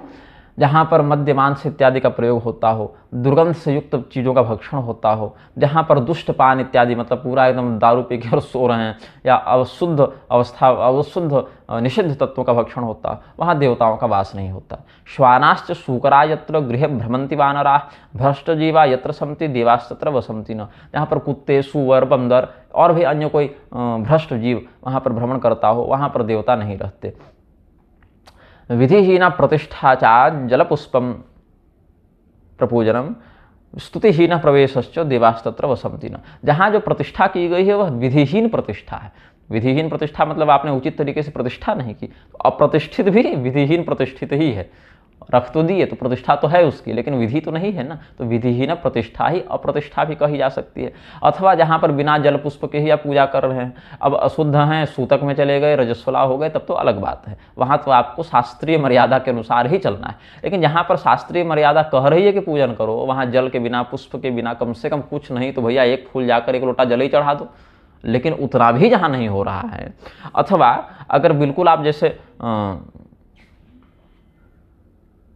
बिल्कुल अगर आप जैसे असमर्थ हैं, जैसे बहुत बूढ़े हो गए हैं या अकेले रहते हैं, घर में बीमार पड़ गए, और आप भगवान की नित्य पूजा करने में समर्थ इसीलिए नहीं है क्योंकि आप नहाएंगे तो फिर स्वास्थ्य हानि हो जाएगा, बिना नहाए पूजन कर नहीं सकते। ऐसी स्थिति में केवल स्तुति मात्र से भगवान की पूजा करने का विधान है। तो जहाँ ये सब कुछ भी न हो, न विधिपूर्वक प्रतिष्ठा ही है, न कम से कम जल पुष्प से ही अर्चन हो रहा है, और न कहीं कम से कम स्तुति ही हो रही है भगवान की, तो वहाँ देवता नहीं रहते हैं। रहेंगे भी क्यों भाई। अब भृगु संहिता के यज्ञाधिकार में कहते हैं, 34वां अध्याय जो है वहाँ देखिए 2रा और 3रा श्लोक, येन येन प्रकारेण आविरास्ते धरातले अर्चावतार रूपेण भक्त सौलभ्य हेतवे स्वयं व्यक्तं च दिव्यं च सैद्धं पौराणमेव च पौरुषम चेति कथितं स्थलानां पंचकम बुधये। भगवान तो सर्वव्यापी हैं, लेकिन भक्तों पर अनुग्रह करने के उद्देश्य से वो 5 प्रकार से अवतार ग्रहण करते हैं। अर्चावतार, उस अवतार की पूजा होनी है, वो अर्चन होना है उस स्वरूप का, इसलिए उसको अर्चावतार कहते हैं। तो अर्चावतार स्वरूप से वो आते हैं 5। और भक्त सौलभ्य हेतवे, हमारा भक्त सहजता से, सुलभता से हमें प्राप्त कर ले, इसके लिए आते हैं। तो 5 प्रकार के क्या हैं? स्वयं व्यक्त, जहाँ स्वयं व्यक्त का अर्थ है जैसे भगवान नृसिंह आए तो खंभा फाड़ कर आए, वहाँ उनकी किसी ने प्रतिष्ठा नहीं की, वो स्वयं भगवान वहाँ व्यक्त हो गए। दिव्य, जहाँ भगवान जो हैं वो दिव्य मार्ग के आश्रय में रहने वाले दिव्यागमों के उपासक, दिव्य से भाव यहाँ पर है दिव्यागमों के उपासक आचार्यों के द्वारा प्रतिष्ठित किए गए हों। और सिद्धम, जहाँ पर भगवान जो हैं सो आए तो जरूर, लेकिन वहाँ पर नित्य रह गए। जैसे नृसिंह भगवान खंभे के रूप में आए, लेकिन अभी वो खंभे से निकले, लेकिन अभी वो खंभा कहाँ है ये तो नहीं बताया जा सकता ना, या उस खंभे में पूजा तो नहीं की जा सकती ना। तो सिद्ध स्थल ऐसे हैं, जैसे सिद्ध पीठ होते हैं, शक्तिपीठ होते हैं, जैसे भगवान वहाँ आए और फिर भक्तों की कृपा करने के लिए, भक्तों पर कृपा करने के लिए वहीं रुक गए, तो सिद्ध स्थल हो गया, वो तपस्थली हो गई। पौराण में वच, पौराणिक आख्यानों में बहुत से तीर्थों का वर्णन है, वहाँ पर भगवान की पूजा होती है। और पौरुष स्थल, जहाँ पर मनुष्यों के द्वारा उनकी प्रतिष्ठा की गई है, तो मनुष्यों के द्वारा उनकी प्रतिष्ठा तो घर में भी हो सकती है और गाँव इत्यादि में भी सार्वजनिक देवालयों के रूप में हो सकती है। तो ये 5 स्थान बताए गए हैं। तो अर्चा आगे इसी अध्याय में 34वें अध्याय में ही भृगु संहिता के यज्ञाधिकार के 34वें अध्याय के 130वें श्लोक को देखें। अर्चावतार रूपेण ग्रामे ग्रामे गृहे गृहे अवतीर्य महाबाहुर भक्त सौलभ्य हेतवे। तो गांव गांव में, घर घर में भगवान का अर्चावतार ऐसे प्रतिष्ठित हो जाता है। और प्रतिष्ठित होने के बाद एक तो आपको विधिहीन प्रतिष्ठा करनी नहीं है, प्रतिमा का भी प्रमाण सही होना चाहिए। अगर नहीं होगा तो आवाहन के ही समय भूत प्रेत वहां पर आने लग जाते हैं। और विष्णु संहिता के 25वें पटल के 25वें अध्याय के 7वें श्लोक के अनुसार कहते हैं कि अगर आपकी प्रतिष्ठा के बाद भी उसमें नियमित शास्त्रीय विधि से सामान्य अर्चन भी नहीं हो रहा है, तब वहां पर भी प्रेत इत्यादि आ जाते हैं और घर में रोग दुख भय इत्यादि का बाहुल्य कर देते हैं। विलंबने तो निष्कृत्या विन्यसेद देव संनिधि तस्था प्रेता भयम कुर्युर व्याधि शोकादिभिर्नृणाम। यह बात भी है। विश्वामित्र संहिता का 14वां अध्याय देखिए, है ना, 2-3 श्लोक देखिए। तेषामंतर बहिरपि व्यापकत्वेन संस्थितः, चाहे यह स्थितः, दोनों पाठ वेद है। तत्स्य विष्णु और भगवतः प्रतिष्ठा कीदृशी भवेत्। कि भगवान तो अंदर भी हैं, भगवान बाहर भी हैं, भगवान तो सर्वत्र हैं। प्राण रूप में भी भगवान हैं, जीव रूप में भी भगवान ही है, और परमात्मा रूप में भी भगवान ही है। प्राण रूपी महाविष्णु, नारद पुराण में कहा, जीवो नाम सदाशिव, ब्रह्मांड पुराण इत्यादि का कथन है। और देहो देवालय प्रोक्तो इत्यादि भी है, शरीर ही मंदिर है, ऐसा स्कंध उपनिषद इत्यादि में भी कहते हैं, स्कंदोपनिषद इत्यादि में।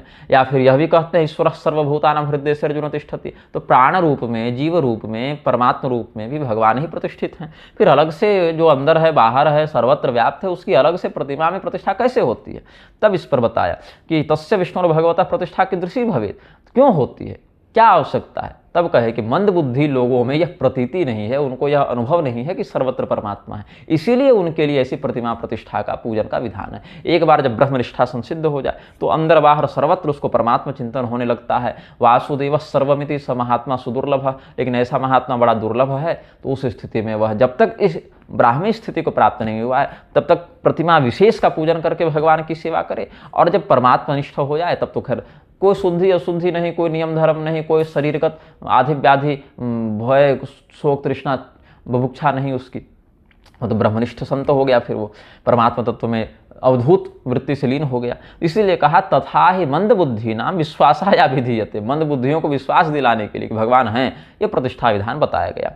और इसी अध्याय के आगे 44वें श्लोक में कहता है विधान कि भक्त को चाहिए कि प्रतिष्ठा करने से पहले भगवान को कहे कि इसीलिए इस बिंब में, इस चित्र में या इस प्रतिमा में हमने आपका स्वरूप गढ़ा है प्रभु, और अपने भक्तों के हित की कामना से आप इसमें प्रतिष्ठा को स्वीकार करें, प्रतिष्ठित हो, हम पर कृपा करें, ऐसी अनुमति लेनी चाहिए भगवान से।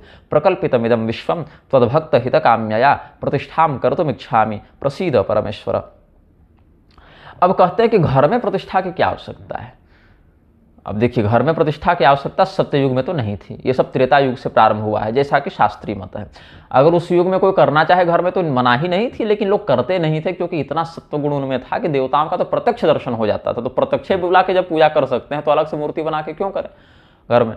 तो कृते तु देवायतने विधानम ना भवच्छितौ केवलम ही तदा ह्यासित प्रत्यक्षेण नराधिप। विष्णु धर्मोत्तर पुराण के 3रे खंड के अध्याय 93 से मैं बता रहा हूँ, श्लोक संख्या 1 से 5 तक देख लीजिए, प्रारंभ में ही है 93वें अध्याय का, खंड 3 है विष्णु धर्मोत्तर पुराण का। कहते हैं कि जब देवताओं का प्रत्यक्ष आना जाना था तो मंदिर में या घर में ऐसे अलग से पूजन की आवश्यकता नहीं थी सत्ययुग में, तो देवताओं का प्रत्यक्ष पूजन कर लिया करते थे लोग।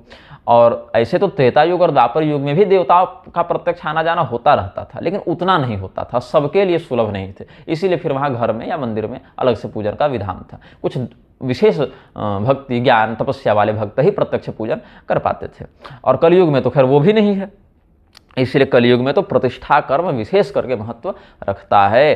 कृते तु देवायतने विधानम नाभवच्छितौ कैवलम ही तदा ह्यासित प्रत्यक्षेण नराधिप प्रत्यक्षेणापि दृश्यन्ते त्रेता द्वापरयोर्जनाः देवानां प्रतिमाः कृत्वा पूजयन्ति यथाविधिं। गृहे प्रतिष्ठा तत्रापि त्रेतायां तु प्रवर्तिता द्वापरे चाप्यरण्येषु ऋषिभिस्तु ततः कृता तेषां सम्पूजनं नित्यं सिद्धैस्तु क्रियते नृप प्रतिष्ठा मात्र करणान् निवृत्ता ऋषयस्तु ते कलौ प्रवृत्तः सर्वोऽयं जत् प्रतिष्ठा करणो जनः ज्ञानं परम कृतयुगे त्रेतायां जतवः परम द्वापरे तु तथा ज्ञेयं प्रतिष्ठा तो कलौ युगे। ये सब श्लोक आपको मैंने बताया। अब भगवान की प्रतिष्ठा कहाँ कहाँ होनी चाहिए, तो आपको बताया स्वयं व्यक्त स्थान पर, दिव्य स्थान पर, सिद्ध स्थान पर, पौराण स्थान पर और पौरुष स्थान पर, 5 जगह भगवान की हो सकती है पूजा। श्री प्रश्न संहिता का 53वां अध्याय देखिए, सिंधु तीरे, नदी कूले या सरित कूले, ग्रामे वा विपिनादि के, समुद्र तट पर पूजन कर सकते हैं, जैसे घर में भगवान की पूजा करने के लिए बहुत विशेष प्रबंध आप नहीं कर सकते प्रतिष्ठा के लिए, क्योंकि भाई रोज तो पूजा कर लेंगे एक छोटा सा पूजा कक्ष में भी, लेकिन प्रतिष्ठा के लिए थोड़ा विशेष उत्सव आदि चाहते हैं तो नदी के तट पर चले जाए, समुद्र के तट पर चले जाएं, या गांव में कोई सार्वजनिक स्थल हो वहां चले जाएं, जंगल चले जाएं। पत्तने व पर्वताग्रे स्वयं व्यक्तादि भेदता है। पत्तन कहते हैं जहाँ पर आयात निर्यात इत्यादि का कार्य हो उसको भी पत्तन कहा जाता है। हमने अपना पिछला वीडियो जो बनाया था उसमें इस बात को हमने पुष्ट किया था। जगताम क्षेम लाभाय। अब इसमें प्रतिष्ठा कितने प्रकार की होती है, तो इसमें वेदशिरा मुनि के प्रश्न करने पर भगवान ने उपदेश किया कि प्रधानता से 2 प्रकार की प्रतिष्ठा होती है, स्वार्थ प्रतिष्ठा, परार्थ प्रतिष्ठा। परार्थ प्रतिष्ठा किसको कहते हैं? जगताम क्षेम लाभाय दुष्कृताम निधनाय च संस्थितो वासुदेवस्तु परार्थ इति कथ्यते। जिस प्रतिष्ठा में यह भाव बने कि संपूर्ण संसार के कल्याण के लिए और जो अधर्मी लोग हैं उनके विनाश के लिए भगवान की हम प्रतिष्ठा कर रहे हैं, वो परार्थ प्रतिष्ठा कहलाती है। उत्कृष्ट पर शब्दोयम अर्थो मोक्षादि लक्षण यस्मात् सलभ्यते स्वयं परार्थ परिकीर्तितः। पर शब्द उत्कृष्टता के अर्थ में है और अर्थ शब्द मोक्ष के तात्पर्य में है। तो परार्थ मतलब जो मोक्ष कामना से करे प्रतिष्ठा उसको भी परार्थ प्रतिष्ठा कहते हैं।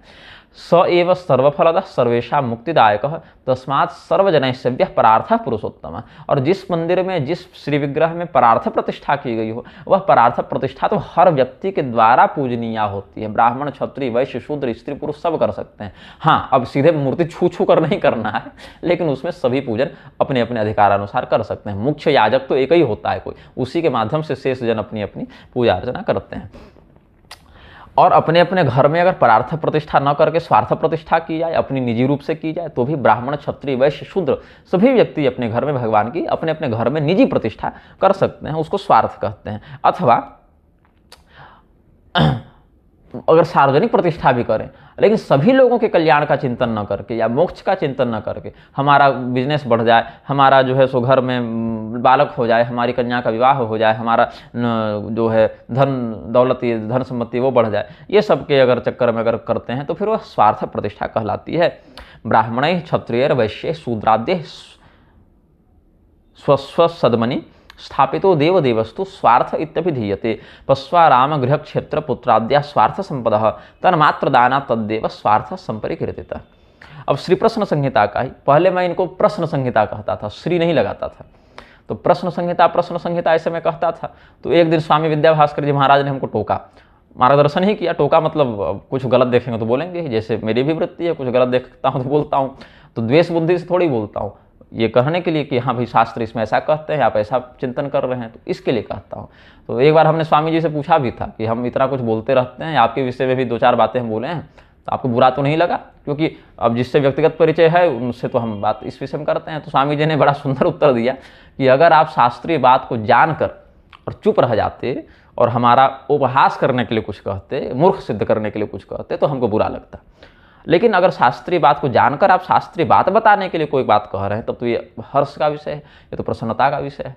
तो ये औदार्य उनका बड़ा हमको अनुकूल लगा, और ये औदार्य होना चाहिए महात्माओं में, ये संतत्व का लक्षण है।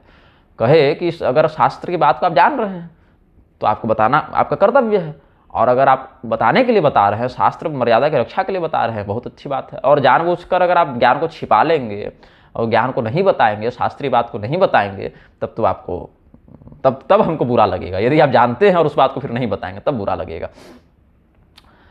ये स्वामी जी ने कहा था। ऐसे भी भगवान ने स्कंद पुराण में कहा ही है कि ज्ञानम संप्राप्य संसारे यह परेभ्यो न यक्षते ज्ञान रूपी हरिस्तस्मै प्रसन्न एव नेक्षते। अगर किसी के पास शास्त्रीय बात का बोध है या ज्ञान है तो चाहिए कि अधिकारी जनों के समक्ष उसका प्रकाशन करे। यदि वह नहीं करता है तो फिर ज्ञान रूपी परमात्मा उससे रुष्ट हो जाते हैं, वह ज्ञान ही उसको ब्रह्मराक्षस बना देता है। तो स्वामी जी ने बताया कि इस ग्रंथ का नाम प्रश्न संहिता नहीं है, इस ग्रंथ का नाम है श्री प्रश्न संहिता, क्योंकि भगवती श्री ने यह प्रश्न भगवान से किया है इस ग्रंथ के विषय में जो बात है। तो अच्छा, पढ़े हम भी हैं श्री प्रश्न संहिता में ये जो नामकरण है, कहते हैं श्री प्रश्नमिति यच्छास्त्रम श्रियो वक्त्रात्वया श्रुतम मोक्षदम सर्वशास्त्रार्थ सारमाराधनादिकम। पढ़े हम भी हैं ये बात कि श्री भगवती ने, लक्ष्मी देवी ने प्रश्न किया और श्री के वक्त्र के द्वारा फिर भगवान से सुनकर फिर श्री के वक्त्र के द्वारा आगे ऋषि महर्षि जाने। तो इसीलिए मोक्ष देने वाले सर्वशास्त्रार्थ सार को श्री प्रश्न संहिता कहते हैं। पढ़े हम भी है, लेकिन क्या है कि हर बात हर समय दिमाग में रहती नहीं है। जैसे भगवान जो 4 बार अवतार लिए, अब श्री भाष्य ऐसा तो है नहीं कि स्वामी विद्याभास्कर जी पढ़े नहीं है, ये ऐसा नहीं गीता पर श्री रामानुजाचार्य जी का, वेदांत देशिक जी का मत नहीं पढ़े हैं, लेकिन क्या है कि बोलने के समय हर बात हर समय दिमाग में नहीं रहती। तो उस समय हमने पढ़ा था तो हमने कह दिया कि यहाँ पर ये बात है। ऐसे ही ये हम भी पढ़े थे लेकिन याद नहीं था उस समय, स्वामी जी ने कहा तो हमें स्मरण हुआ आया कि आप तो सही बता रहे हैं, आगे से इस बात का हम ध्यान रखेंगे। तो ये होना चाहिए और यही मेरा काम है। लोग इसको निंदा समझ लेते हैं, निंदा करने के लिए नहीं। अब कोई बिल्कुल ही अशास्त्रीय पाखंडी निकल जाए तो उसके साथ तो खैर अपनी बनी ठनी रहेगी, वो तो मल्ल युद्ध हो जाएगा वहाँ पर, बिल्कुल ही कोई पाखंड हो। लेकिन सत्संप्रदाय अंतर्गत कोई सत्संप्रदाय निष्ठ शास्त्रज्ञ आचार्य हों तो वहाँ पर एक दूसरे की प्रज्ञा का सदुपयोग करना चाहिए। एक नहीं सर्व सर्वम जानाति के अनुसार हर व्यक्ति हर कुछ नहीं जानता, न हम सर्वज्ञ हैं न आप सर्वज्ञ हैं। सर्वज्ञ तो परमात्मा है ना, सर्वज्ञता जीव का नहीं ब्रह्म का लक्षण है। सर्वज्ञता सर्वगता ये सब जीव का नहीं ब्रह्म का लक्षण है। और जीवत्व की स्थिति में जब तक चेतन रहेगा तब तक तो वह सर्वज्ञ हो नहीं सकता। तो सर्वज्ञता का दंभ अगर पाल भी ले कोई तो सर्वज्ञ हो नहीं जाएगा ना। तो इसीलिए चाहिए कि आचार्यों को चाहिए, और मैं भी इसका पालन करता हूँ, आचार्यों से भी अपेक्षा करता हूँ कि वो पालन करें, कि शास्त्र की जो बात हम नहीं जानते या पढ़ने के बाद भी वो विस्मृत हो रही है, उन बातों को अगर कोई शास्त्रीय दृष्टि से समझाए उसको स्वीकार करना चाहिए। ये शास्त्र निधि है, शास्त्र निधि का संरक्षण तो अनिवार्य है लोक परलोक दोनों की दृष्टि से। तो अब मैं प्रतिष्ठा इत्यादि में बोल रहा था उस समय, कहाँ थे हम? विष्णु धर्मोत्तर से आगे श्री प्रश्न संहिता पर, श्री प्रश्न संहिता पर। तो श्री प्रश्न संहिता के 18वें अध्याय में कहते हैं, भूमा वर्चाम लोहजन्याम शैलीम दारवादि निर्मिताम लोह रत्नज संभूताम सर्वलक्षण लक्षिताम निर्माय चालय मर्त्यैर गृहे वा द्रव्य संचितैः कृत्वा प्रतिष्ठां पूजादि कर्म कुर्वन्ति साधवः कृत्वा प्रतिष्ठां पूजादि कर्म कुर्वन्ति साधवः फलं च तेषामतुलं भवति इति त्वयोदितं कदाचिदपि देवानाम् अदृष्टिविषयं गतः यदि स्यात् पूजने तेषां मर्चारूपस्य ते मते लोहादि द्रव्य जातो वा प्रत्यक्षेणाथवा भवान तेषु लोकेषु बहुधा स्थास्यते किम जगन्मय। ये सब प्रश्न इत्यादि किया गया है जिज्ञासुओं के द्वारा। पृथ्वी में जो अर्चा होती है, अब देवलोक की अर्चा तो अलग है, पृथ्वी में जो अर्चा है लोहजन्य अर्चा होती है। तो लोह अनिरुद्ध संहिता इत्यादि बहुत से ग्रंथों में और भी प्रतिमा विधान है। अन्यत्र वैष्णवागम में भी कहते हैं कि सोने से बनी, लोहे से बनी अथवा तांबे से बनी, चांदी से बनी, ये सब जो भी है उसको लौहमयी प्रतिमा भी, कहीं कहीं त्रिलोह प्रतिमा ऐसा भी कहा है। त्रिविधा लोहजा स्मृता ऐसे कहते हैं ना, सौवर्णी राजती ताम्री त्रिविधा लोहजा स्मृता ऐसे करके भी वचन है कि सोने से बनी, चांदी से बनी, तांबे से बनी, इसको त्रिलोहजा या 3 प्रकार की लोहजा प्रतिमा भी कहते हैं। तो इसीलिए यहाँ अलग से नहीं बताया कि लोह रत्न समुद्भूता कह दिया या लोह रत्नज संभूताम, तो रत्न वाला हो गया, माणी के पन्ना स्फटिक वाला, और लोह संभूताम से आपको सोना चांदी तांबा इत्यादि का भी ग्रहण हो जाता है। लेकिन सर्वलक्षण लक्षिताम ऐसे मनमौजी बना देने से नहीं, शास्त्रीय परिमाण का, शास्त्रीय मान का वहाँ पर ध्यान रखना चाहिए। ऐसे करके आगे है। और पद्म संहिता के क्रियापाद के 26वें अध्याय में कहते हैं कि सर्वस्व भूतजातस्य हरिरात्मा स्थितोपि सन मंत्र वीर्याच्च महात्म्य स्थापक कस्य गुरोसता। यद्यपि भगवान तो हर प्राणी के अंदर है, कण कण में है, शुद्धि अशुद्धि सर्वत्र है, लेकिन मंत्र की शक्ति के प्रभाव से उनका वह जो तत्व है, जो ऐश्वर्य है, जो ब्राह्म तेज है, वो गुरु के द्वारा, स्थापक के द्वारा उस प्रतिभा में विशेष करके केंद्रित कर दिया जाता है। जैसे एक आपको लोक उदाहरण से समझाता हूँ। सूर्य है, सूर्य का प्रकाश तो हर जगह पड़ रहा है, चाहे विश्यालय हो, चाहे देवालय हो, चाहे विष्ठा हो, चाहे गंगाजल हो, सूर्य का प्रकाश तो सर्वत्र समान रूप से पड़ रहा है। लेकिन यदि आप लेंस ले लें और सामने कागज ले लें और लेंस के माध्यम से उस सूर्य की किरण को परावर्तित करके विशेष कोण वहाँ बनाएं, वहाँ अग्नि प्रकट हो जाती है। और वही लेंस नहीं था तो अग्नि वहाँ प्रकट नहीं हो रही थी, है सूर्य का प्रकाश सर्वत्र। लेकिन उसी प्रकार से जैसे लेंस के माध्यम से वह उत्प्रेरित हो जाती है, शक्ति प्रत्यक्ष हो जाती है, ऐसे सर्वव्यापी परमात्मा भी गुरु के माध्यम से, विधान के माध्यम से जब मंत्र शक्ति के द्वारा उसमें प्रतिष्ठित किए जाते हैं, उनकी वह शक्ति प्रत्यक्ष हो जाती है, विशेष प्रभावशालिनी हो जाती है। अब इससे सरल करके थोड़ी समझा सकते हैं।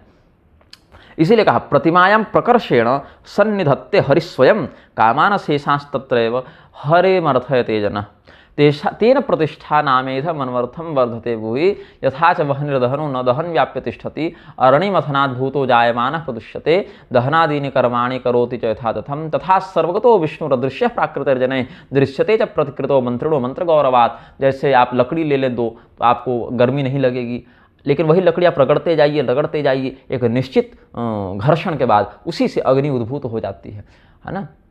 ऐसे भगवान सर्वत्र हैं, लेकिन उनका पता नहीं चलता, अनुभव तो नहीं होते परमात्मा लेकिन जब एक निश्चित मात्रा में, निश्चित शास्त्रीय विधि से उनका आकर्षण किया जाए, घर्षण किया जाए, पूजन किया जाए, वो परमात्मा तत्व वहाँ से प्रकाशित हो जाता है। ये कहने का भाव है। तस्मात् सर्वात्मना विष्णु प्रतिष्ठाप्याभिपूजय, इसीलिए भगवान की प्रतिष्ठा करने के बाद उनकी पूजा करे। और शिल्पिभिर निर्मिते बिंबे शास्त्र दृष्टि न वर्तमाना, शिल्पियों के द्वारा जिस बिंब का निर्माण किया गया हो उसको शास्त्र दृष्टि से समझकर जिसका निर्माण किया गया हो, ऐसे नहीं कि मनमौजी, उसकी पूजा करनी चाहिए। अब इसमें भी त्रिविध प्रतिमा होती है। त्रिविधा प्रतिमा में यह है कि सबसे बढ़िया प्रतिमा तो वह है जो आपने स्वयं निर्माण कर ली हो। आपको अगर शिल्प कौशल है आपके पास और आप अगर प्रतिमा बनाने में दक्ष हैं, जैसे हमारे पिताजी, उन्होंने अश्वत्थ वृक्ष से भगवान जगन्नाथ का, भगवती सुभद्रा का, भगवान बलभद्र का श्री विग्रह स्वयं अपने हाथों से निर्मित किया है। हमारे यहाँ नित्य उनकी पूजा होती है, रथोत्सव इत्यादि भी बनता है यथाशक्ति यथा समय। तो सर्वोत्तम प्रतिमा तो वैष्णवागमों के ही अनुसार वह है जो आप अपने से भगवान का विग्रह बनाए, क्योंकि एक एक मिनट वो जितना समय आप विग्रह बना रहे हैं बिल्कुल वो तन्मय प्रतिष्ठा होती रहती है उसमें। हालांकि अलग से प्राण प्रतिष्ठा भी करते हैं, लेकिन एक तन्मय प्रतिष्ठा उसमें हो जाती है, मनोमयी प्रतिष्ठा उसमें हो जाती है। इसमें भगवान है, भगवान है, भगवान का विग्रह बन रहा है, ऐसे चिंतन बनता है। और मध्यम प्रतिमा क्या है? मध्यम प्रतिमा वह है जिसको आपने किसी और व्यक्ति से खरीदा, जैसे बाजार इत्यादि से खरीद कर लाते हैं, वह मध्यम प्रतिमा है। और अधम प्रतिमा वह है जो कि आपको ऐसे ही कहीं ये अशास्त्रीय लक्षणों से युक्त, मतलब कि उसमें शास्त्रीय विधान तो है नहीं, शास्त्रीय परिमाण है नहीं, ऐसे खरीद कर तो लाए लेकिन प्रतिष्ठा इत्यादि न की और सीधे ऐसे ही टीका चंदन सिंदूर करना प्रारंभ कर दिए, वो अधम प्रतिमा है। हालांकि ग्रंथांतर भेद से इसमें भी उत्तम अधम मध्यम अधम का भेद है। जैसे अपने गुरु के द्वारा प्रतिष्ठित, जैसे शैवागमों में भी गुरु के द्वारा जो प्रतिमा दे दी गई या शिवलिंग या और कुछ दे दिया गया, उसमें लक्षण का विचार ही नहीं करना है। अगर समर्थ गुरु है वो दे दिए, उनकी पूजा करो। समर्थ गुरु, ये नहीं कि टीवी यूट्यूब देख के बना लिए गुरु, वैसा नहीं। शास्त्रीय परंपरा का ब्रह्मनिष्ठ गुरु अगर जो उठा कर दे दे वही आपके लिए देवतुल्य हो गया। धन्ना जाट तो मसाला पीसने वाले पत्थर पर भगवान को देख लिए थे ना, वहां से वो भगवान को भोग लगाने लगे, तो वो समर्थ संत ने दे दिया, तो वो प्रतिमा लक्षणान्विता न होने के बाद भी परमात्मा तत्व को प्रकाशित कर देती है। वो एक अपवाद है, वो सबसे बढ़िया प्रतिमा। और मध्यम प्रतिमा क्या है? जो आपने स्वयं से बनाया। और अधम प्रतिमा है जो खरीद के लाए। ऐसे भी कुछ आचार्यों की दृष्टि से भेद है।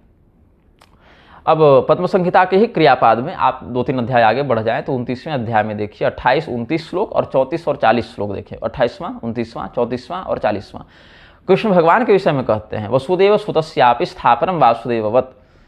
वसुदेव जी के पुत्र का जो संस्थापन है वह वासुदेव के समान करना है। अब वासुदेव का अर्थ यहाँ पर पूरा अध्याय देखेंगे तो पहले बलराम जी की प्रतिष्ठा का बता चुके हैं। तो बलराम जी भगवान कृष्ण के बड़े भाई हुए, तो इसीलिए वहाँ पर बलराम जी पहले वासुदेव कहलाए और ये दूसरे वासुदेव कहलाए, इसीलिए यहाँ पर ये अर्थ लगेगा। ये पूरा प्रकरण देखेंगे तो स्पष्ट होगा। वृष्णि वर्याय कृष्णाय नमस्तुभ्य मथुद्विषे भूभार भूतकम सादि महासुर निघातने सत्यभामादि देवी नाम स्थापनोद्वाहनादिकम श्री भूमियोरिव कर्तव्यम विशेषोस्ति न कश्चन, ऐसे कह के। और चित्र वाला जो पूछ रहे थे, निर्मिते चित्रकरणे कुर्याद आवाहनादिकम ध्रुवबिंब स्थिते पश्चात कर्माद्यरचा स्थिति यदि जलाधिवासने साक्षात अयोग्यानाम चतुर्मुख चित्रभासार्थ चित्रादि प्रतिमानाम यथा तथम छायाधिवासनम कुर्याद स्नानम चादर्श मंडले।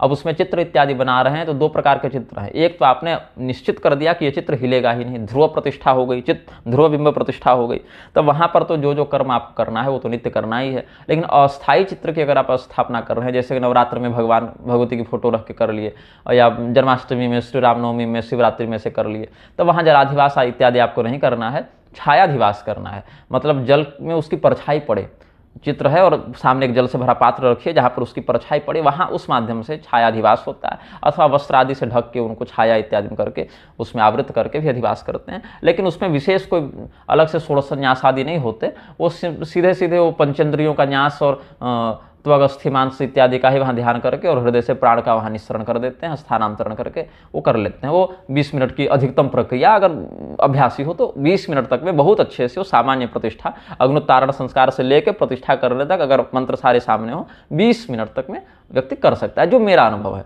हो सकता है कुछ विशेष पद्धति से कम या अधिक भी लगे, क्योंकि कई बार तो ऐसा होता है कि व्यक्ति अगर सिद्ध साधक हो तो केवल प्राण का वो सन्निधान कर दे, वो शक्तिपात जैसा, वो 2 मिनट में प्रतिष्ठा हो गई।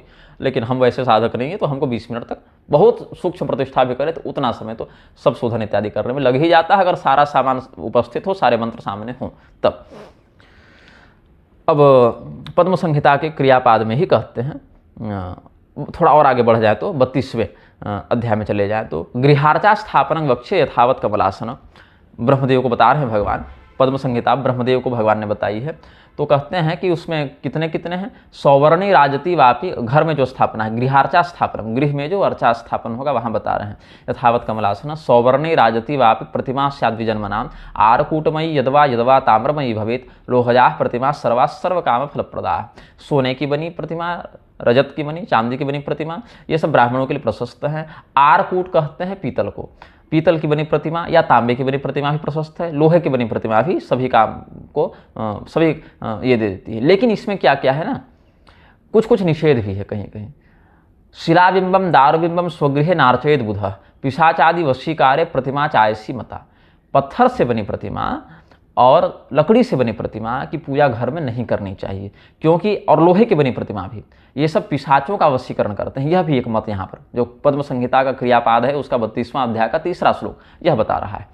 अब इसमें मतभेद है, क्योंकि फिर लकड़ी की प्रतिमा निषेध है, पत्थर की प्रतिमा निषेध है, तो फिर शालग्राम का पूजन कैसे करेंगे, वो तो पत्थर रूप में ही है। भगवान जगन्नाथ का पूजन कैसे करेंगे, वो तो लकड़ी के ही बनेंगे, दारू ब्रह्म का विग्रह है। तो ऐसे शास्त्रीय विधान की जहाँ तक बात है वहाँ तक उसका पालन करने में दोष नहीं है। लेकिन यहाँ पर क्या कहते हैं, शिलाबिंबम इत्येकम अर्धम क्वचिन्न, आधी अधूरी प्रतिमा, मतलब आधा पत्थर से बनी हो और आधा उसमें लकड़ी से बनी हुई हो।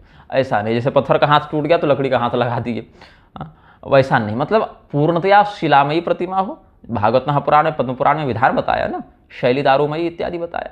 तो पूर्णतया शिला निर्मिता प्रतिमा हो अथवा पूर्णतया काष्ठ निर्मिता प्रतिमा हो, उसमें मिश्रण नहीं होना चाहिए। ये आचार्यों ने अपनी अपनी टीकाओं में इसका अर्थ किया है। उच्चाट न करी काश्यप प्रतिमा कमलासन। अब इसमें फिर अभिचार भेद से भी कुछ लोग, कामना भेद से भी तामसी पूजा करते हैं, मारण मोहन वशीकरण उच्चाटन। तो पिशाच इत्यादि के वशीकरण में लोहे की प्रतिमा का प्रयोग करें, उच्चाटन इत्यादि करना है तो कांसे की प्रतिमा का प्रयोग करें। शत्रुनाश के लिए त्रिलोहजा प्रतिमा, त्रिलोहजा बताए हैं आपको हम, सौवर्णी राजती ताम्री त्रिविधा लोहजा स्मृता, ऐसे करके भी एक मत है कि त्रिलोहजा प्रतिमा मतलब सोने चांदी और तांबे का मिश्रण करके प्रतिमा बनती है, उससे भी आप कर सकते हैं। शीश कोष्ठामय प्रदा, और रोग इत्यादि किससे होते हैं, शीशे की बनी, कांच की बनी प्रतिमा से रोग इत्यादि उत्पन्न होते हैं, उसका प्रयोग नहीं करना चाहिए। रत्न जप प्रतिमा सर्वा सर्व काम फलप्रदा, और रत्न से इत्यादि से निर्मित प्रतिमा हो तो फिर तो कोई बात ही उसमें दिक्कत की नहीं। चंद्रकांत स्फटिकजा सौम्या प्रतिकृतिर्मता, चंद्रकांत मणि का, जिसको शायद मून स्टोन भी कहते हैं संभवतः, या कोई दूसरी मणि होगी तो रत्न विशेषज्ञ बताएं हमें, कमेंट इत्यादि कर दीजिएगा आप लोग। स्फटिक इत्यादि से बनी प्रतिमा तो बहुत अच्छी है, सौम्य होनी चाहिए, उग्र नहीं। अब पूजा का स्थान कहाँ हो, तो कहते हैं पूजा घर हो वायव्य कोण में। ऐसे तो पूजा घर ईशान कोण में बताया जाता है, लेकिन पूजा घर हो वायव्य कोण में, क्योंकि कई अच्छा वायव्य कोण से भाव यहाँ पर अर्थ है मारुत्याम दिशि नान्यथा कहते हैं, तो मरुत तो वायु को ही कहते हैं, तो हमको लग रहा है यही अर्थ होना चाहिए। पूजा स्थानम गृहस्योक्तम मारुत्याम दिशि नान्यथा। अब इसमें एक पाठ भेद है कि पूजा स्थान गृहे चोक्तम नैऋत्याम दिशि नान्यथा। तो यहाँ समझना चाहिए कि कामना भेद से दिशा भेद का वर्णन है। जैसे आपको मारण मोहन इत्यादि करना है और राक्षसी पूजा है वो मारना इत्यादि, वहाँ नैऋत्य दिशा राक्षस प्रधान है, तो इसलिए वहाँ वह करे। वशीकरण इत्यादि के लिए वायु का प्रयोग हम लोग करते हैं, वायु देवता का वशीकरण इत्यादि में, तो वहाँ पर वशीकरण इत्यादि के लिए, सम्मोहन इत्यादि के लिए वायव्य दिशा का प्रयोग करें। ये सब कामना भेद से दिशा का यहाँ पर बताया है, ये समझना चाहिए। पूजा स्थानम गृहस्योक्तम मारुत्याम दिशि नान्यथा अर्चयेत भवनेश्वरचाम यजमानो यथोदिताम। ऐसे बहुतायत से जो मत है, पूजा घर जो है वो ईशान कोण में होना चाहिए, पूर्व और उत्तर का कोना वो ईशान कोण में होना चाहिए। जैसे आप भारत का नक्शा देखें वर्तमान, तो अरुणाचल प्रदेश आपको ईशान कोण में पड़ जाएगा। अब तत्प्रतिष्ठार्थमाचार्य अभ्यर्थागमयोद्गृहम अंकणेवा नदी तीरे क्षेत्र यदवा सुपूजिते। अब प्रतिष्ठा करने के लिए यदि स्वयं सक्षम है, स्वयं वैष्णव मंत्रों में अधिकृत है, स्वयं विद्वान है, तो स्वयं भी प्रतिष्ठा कर सकता है, निजी जो स्वार्थ प्रतिष्ठा घर में है, और उसका दान दक्षिणा कुछ अपने गुरु पुरोहित इत्यादि को दे दें। अगर गुरु पुरोहित आने में सक्षम है तो उन्हीं को बुलाकर उनको आवरण करके उनसे प्रतिष्ठा कराएं। घर में अगर जगह कम है, उतनी प्रतिष्ठा की आप व्यवस्था नहीं कर सकते, तो पूजा रूम से बाहर निकल के आंगन में प्रतिष्ठा करें, और आंगन भी थोड़ा छोटा है तो कहीं बाहर बगीचे में नदी किनारे चले जाए, वहां प्रतिष्ठा करें। और चल प्रतिष्ठा है तो वहां से फिर उठाकर भगवान को पूजा घर में अपना स्थान आप दे सकते हैं, ऐसे कह के। विष्णु संहिता का 14वां अध्याय का दूसरा जो 14वें इसमें दूसरा श्लोक जो है, रत्न लोह शिला धातु मृत काष्ठा लेख्य भेदतः प्रतिमा सप्तभाग्य या निर्दोषा रत्न लोहया, ये सब भी आपको मत बता ही चुके हैं अलग अलग ग्रंथों से।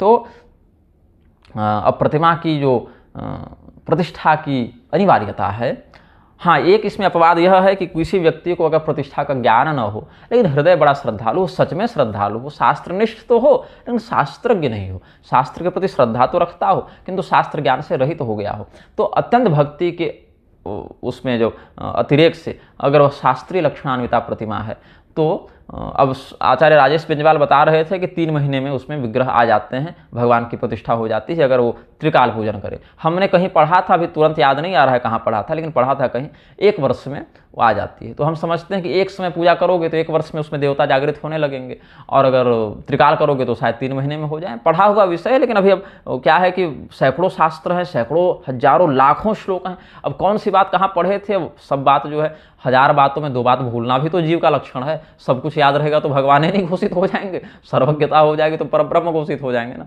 तो ये कहीं मिलेगा, कभी वैसा याद रखेंगे हम, कहीं मिलेगा ही, पढ़ा हुआ विषय है तो स्वाध्याय के मध्य कहीं मिलेगा वो श्लोक, तो फिर हम किसी वीडियो में इसको जोड़ देंगे, लेकिन पढ़ा हुआ है, इतना विश्वास कर सकते हैं कि गलत नहीं बताऊंगा।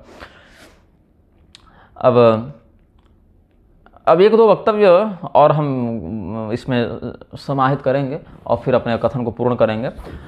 इस पर हम पहले भी बोल चुके हैं, लेकिन थोड़ा सा जोड़ देता हूँ। मलुक पीठाधीश्वर जी का वक्तव्य जब हम सुने तो हमें कष्ट हुआ। अब रामभद्राचार्य जी का वक्तव्य सुनकर तो कष्ट होता नहीं, क्योंकि उनसे वही उम्मीद रहती है, अपेक्षा रहती है कि ये व्यक्ति गलत ही बोलेंगे।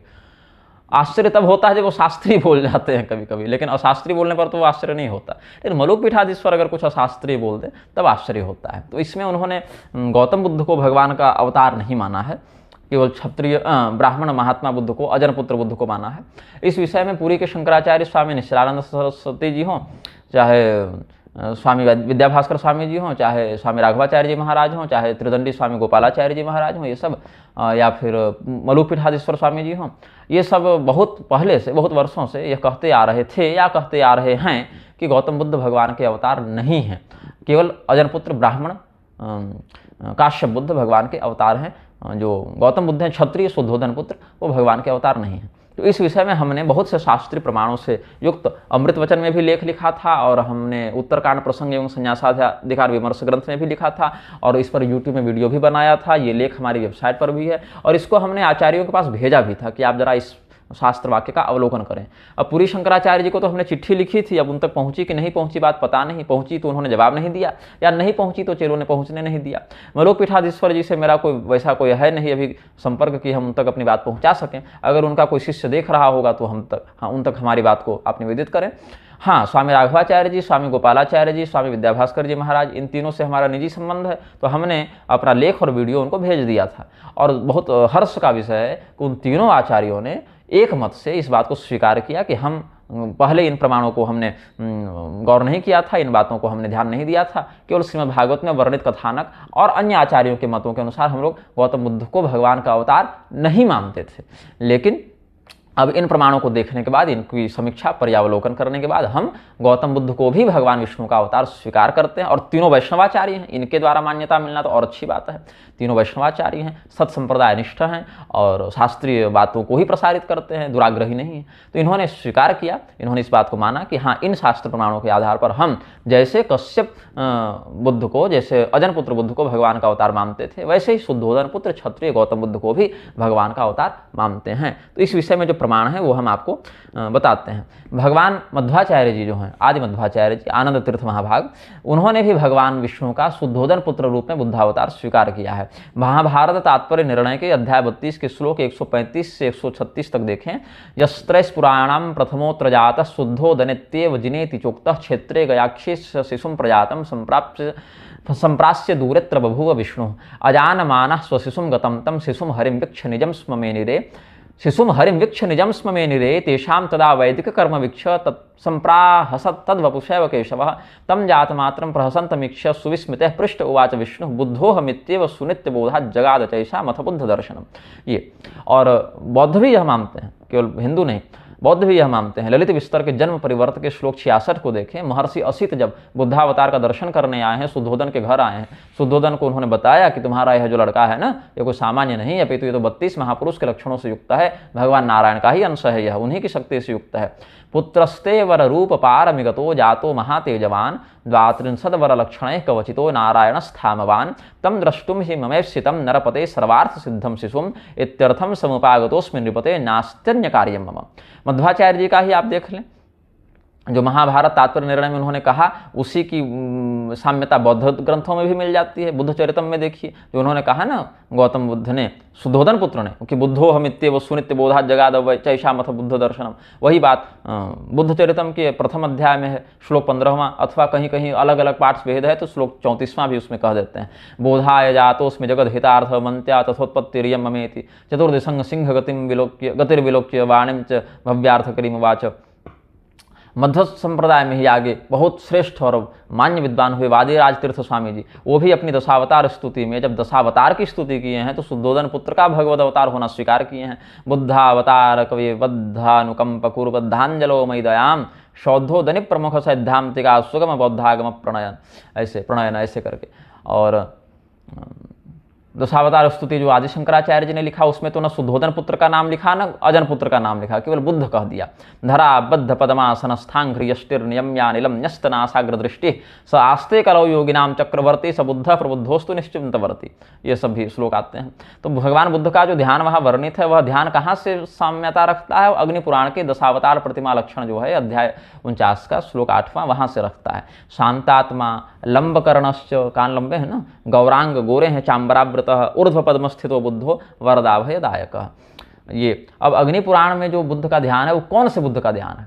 शुद्धोधन पुत्र का ध्यान है। वहाँ पर जो 16वां अध्याय है अग्नि पुराण में 1 से 3 श्लोक देखिए, भगवान बुद्धावतार के अंतर्गत जो दशावतार प्रकरण है ना उसमें जो 10 अवतारों में बुद्ध की बात वहाँ से बता रहे हैं। वक्षे बुद्धावतारम च पठत शृण्वतोर्थदम पुरा देवासुर युद्धे दैत्तिर्देवा पराजिता रक्ष रक्षेति शरणम वदंतो जगमुरीश्वरम माया मोहस्वरूपोऽसौ शुद्धोदन सुतो भवत् मोहयामास दैत्यांस्त्याजिता वेद धर्मकम तेज बौद्धा बभूवुर्हि तेभ्योऽन्यो वेद वर्जिताः।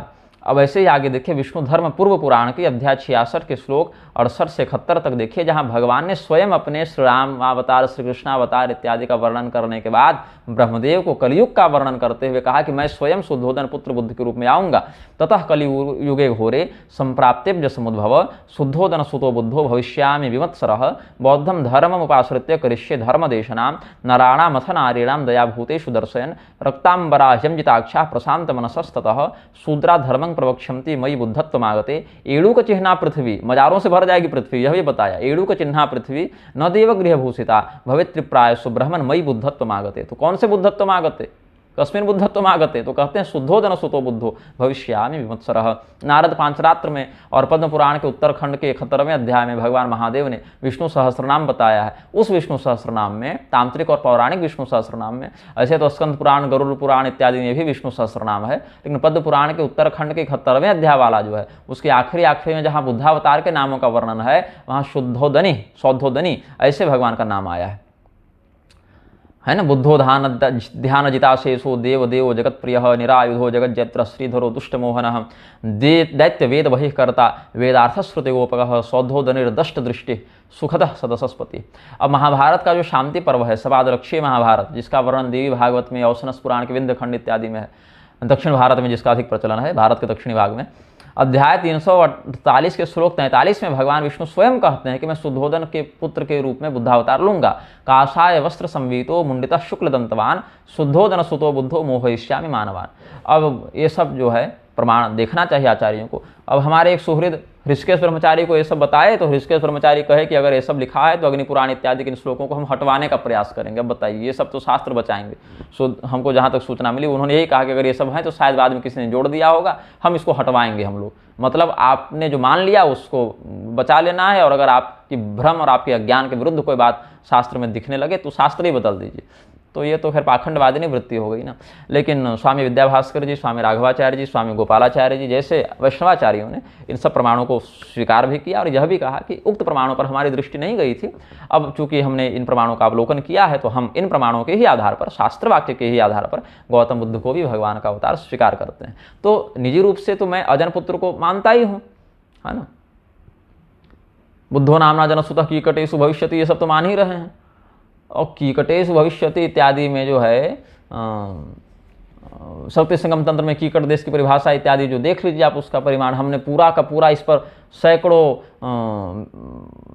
मिनटों का वीडियो बनाया है और बहुत लंबे चौड़े सैकड़ों पृष्ठों का लेख भी लिखा है। आप सब विस्तार से उसमें देख सकते हैं। अभी कुछ ठोस प्रमाण हमने दे दिया। तो ब्राह्मण महात्मा कश्यप बुद्ध को तो भगवान का अवतार मान ही रहे हैं, उसमें तो कोई संदेह ही नहीं। लेकिन उसी प्रकार से तद्वत इन शास्त्र वाक्यों के आधार पर हमें शुद्धोधन पुत्र क्षत्रिय गौतम बुद्ध को भी भगवान का अवतार मानना चाहिए। अवतार मात्र की बात कह रहे हैं, और कोई उसमें ये नहीं कि आप बौद्ध बन जाइए। केवल वेद निंदक सही, लेकिन अवतार के रूप में जब वर्णन है तो मानोगे ना भाई। जब वर्णन है तो मानिए, नहीं वर्णन रहता तो मत मानते। लेकिन जब शास्त्र है, और एक दो लाइन में नहीं बता रहा हूँ ना, मैंने आपको कम से कम 20 श्लोक तो बताए ना अलग अलग ग्रंथों के, और आचार्यों के भी बताया। मध्वाचार्य जी, वादिराज तीर्थ जी तो अवतारी आचार्यों में से हुए ना, इन सबों ने भी स्वीकार किया है। तो फिर आप तो इनसे कम से कम स्वयं को अवर ही मानेंगे, अवस्था के ज्ञान के पद की दृष्टि से तो छोटा ही मानेंगे ना। अब रामभद्राचार्य होंगे तो कह देंगे कि नहीं, हम तो सभी आचार्यों की गलती को सुधारने के लिए अवतार लिए हैं, तो उनका तो अलग विषय चल रहा है। ऐसे ही एक और थोड़ी हम बात जोड़ दें, वाराणसी के प्रोफेसर हरिनारायण तिवारी जी जो हैं, काशी विद्वत परिषद वाले, अब उसके 2 भाग हो गए, तो एक भाग के अध्यक्ष ही हैं, एक के शायद वशिष्ठ त्रिपाठी जी बने हैं। तो जो भी है, हमको उस लफड़े में नहीं जाना है, उस झगड़े में नहीं। मेरा कहने का ये अर्थ है कि इनका एक वक्तव्य किसी व्यक्ति ने हमें भेजा था तो हमने वो सुना। अब बाकी बात तो ये शास्त्रीय ही कहे, लेकिन एक कथन पर हमको थोड़ा सा विरोध बना, जहाँ इन्होंने कहा कि वाल्मीकि जी वो दलित इत्यादि पर कि शूद्र थे, वाल्मीकि जी ऐसे थे वैसे थे। अब इस पर हालांकि पंडित गंगाधर पाठक मैथिल जी ने, वृंदावन वाले, जो श्री राम जन्मभूमि का शिलान्यास कराए थे, उन्होंने बहुत सुंदर और बहुत शास्त्र प्रमाण विलसित एक लेख लिखा था।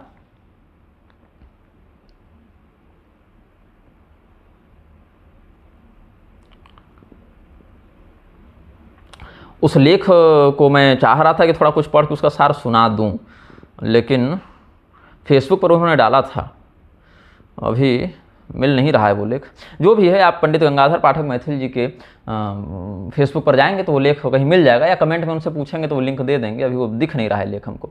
हालांकि सबरी जी इत्यादि प्रकरण को लेकर उनसे हमारा मतभेद बना, और हमारे मन में तो ऐसा कुछ नहीं है, लेकिन उनके मन में थोड़ा सा क्षोभ है हमारे प्रति। अब ईश्वर जाने आगे भविष्य में हमारा संबंध कैसा रहेगा। लेकिन इस विषय में, वाल्मीकि जी के ब्राह्मण होने के विषय में उन्होंने बहुत ही स्पष्ट प्रमाण दिए हैं, और उन प्रमाणों को हम स्वीकार भी करते हैं। आचार्यों को उन प्रमाणों का अवलोकन करना चाहिए। लेकिन सारभूत रूप में वो लेख नहीं मिल रहा है, तो हम अपने ही ग्रंथ का आश्रय लेकर, क्योंकि हमारा ग्रंथ का PDF तो निःशुल्क उपलब्ध है, वो तो आर्काइव में जाइएगा तुरंत मिल जाएगा, तो हमने वो निकाल ही लिया। एक बार वाल्मीकि जी के ब्राह्मण होने या शूद्र होने के विषय में हम कुछ बोल देते हैं, बहुत विस्तार से नहीं बोलेंगे, क्योंकि उस विषय पर हम एक अलग से वक्तव्य जारी करने का विचार कर रहे हैं। समय मिलेगा तो बनाएंगे। वाल्मीकि जी और वेदव्यास जी, ये शूद्र थे, मछुआरे थे, दलित थे, डाकू थे, क्या थे, इस पर एक बनाएंगे। लेकिन वाल्मीकि जी वाले विषय पर थोड़ा हम 10-5 मिनट बोल देते हैं। अब वाल्मीकि जी ब्राह्मण थे, शूद्र नहीं थे, डाकू नहीं थे, इस विषय में जो लोग कहते हैं वो लोग निम्न श्लोक बड़ा जोर शोर से बोलते हैं, जो वाल्मीकि रामायण के उत्तरकांड का है। सर्ग 96 श्लोक 19-20 है। प्रचेत सोहम दशमः पुत्रो राघव नंदन न स्मराम्यनृतम वाक्य मिमौ तु तव पुत्रकौ बहुवर्ष सहस्राणि तपश्चर्या मया कृता नोपाश्नीयाम फलम तस्या दुष्टेयम यदि मैथिली। जो भगवान के भरे दरबार में वाल्मीकि जी ने प्रतिज्ञा की है, शपथ की है कि मैं प्रचेता का 10वां पुत्र हूँ। प्रचेता का जो है वो मित्रावरुण के रूप में भी पूजन होता है, जल के अधिष्ठाता देवता माने गए हैं। और अप्सरा को देखकर उनका संयम स्खलित हो गया, तो वहाँ से फिर घड़े के माध्यम से वशिष्ठ जी का, दक्ष प्रजापति का, अगस्त मुनि का, वाल्मीकि, ऐसे करके 10 पुत्रों का वहाँ से प्रादुर्भाव हुआ है। उसमें 10वें पुत्र थे वाल्मीकि जी। अन्य पुराणों में ये कथा है, बहुत विस्तार से यहाँ नहीं बता रहा हूँ, वो जब वीडियो बनाएंगे तब उसमें चर्चा करेंगे। तो उसमें कहते हैं वाल्मीकि जी कि मैं प्रचेता का 10वां पुत्र हूँ, और मैं कभी झूठ नहीं बोलता, और इससे पहले भी झूठ नहीं बोला हूँ, तो आज भी झूठ नहीं बोलूँगा। और ये दोनों जो लवकुश हैं, ये आपके पुत्र हैं, और जो भगवती सीता जी हैं, इनका चरित्र बड़ा शुद्ध है। और अगर इनका चरित्र अगर शुद्ध नहीं है, अगर मैं झूठ बोल रहा हूँ कि ये चरित्रवती हैं, तो फिर हमने आज तक हजारों वर्षों तक जो तपस्या की है उसका कोई फल हमें प्राप्त न हो, ऐसी उन्होंने तपस्या की थी। अब इसमें अच्छा, इसमें एक और मतभेद है। जो लोग कहते हैं मरा मरा जो है सो नहीं जपे, वो ये सब काल्पनिक बातें हैं, तो इस सब बातों पर भी गोस्वामी जी ने भी लिखा है, कुछ तो भक्तमाल में भी वर्णन है। तो जो वाल्मीकि जी ने अपना चरित्र स्वयं ही अपने मुख से वर्णित किया है, उसको हम आनंद रामायण, अध्यात्म रामायण, है ना। विष्णु धर्मोत्तर पुराण, शिव पुराण इत्यादि मत से आपको बताते हैं। मेरे संज्ञान में अभी तक हमने जो अध्ययन किया है, जो कथाएं, उनमें से 6 कथाओं का हम आपको आश्रय लेते हैं।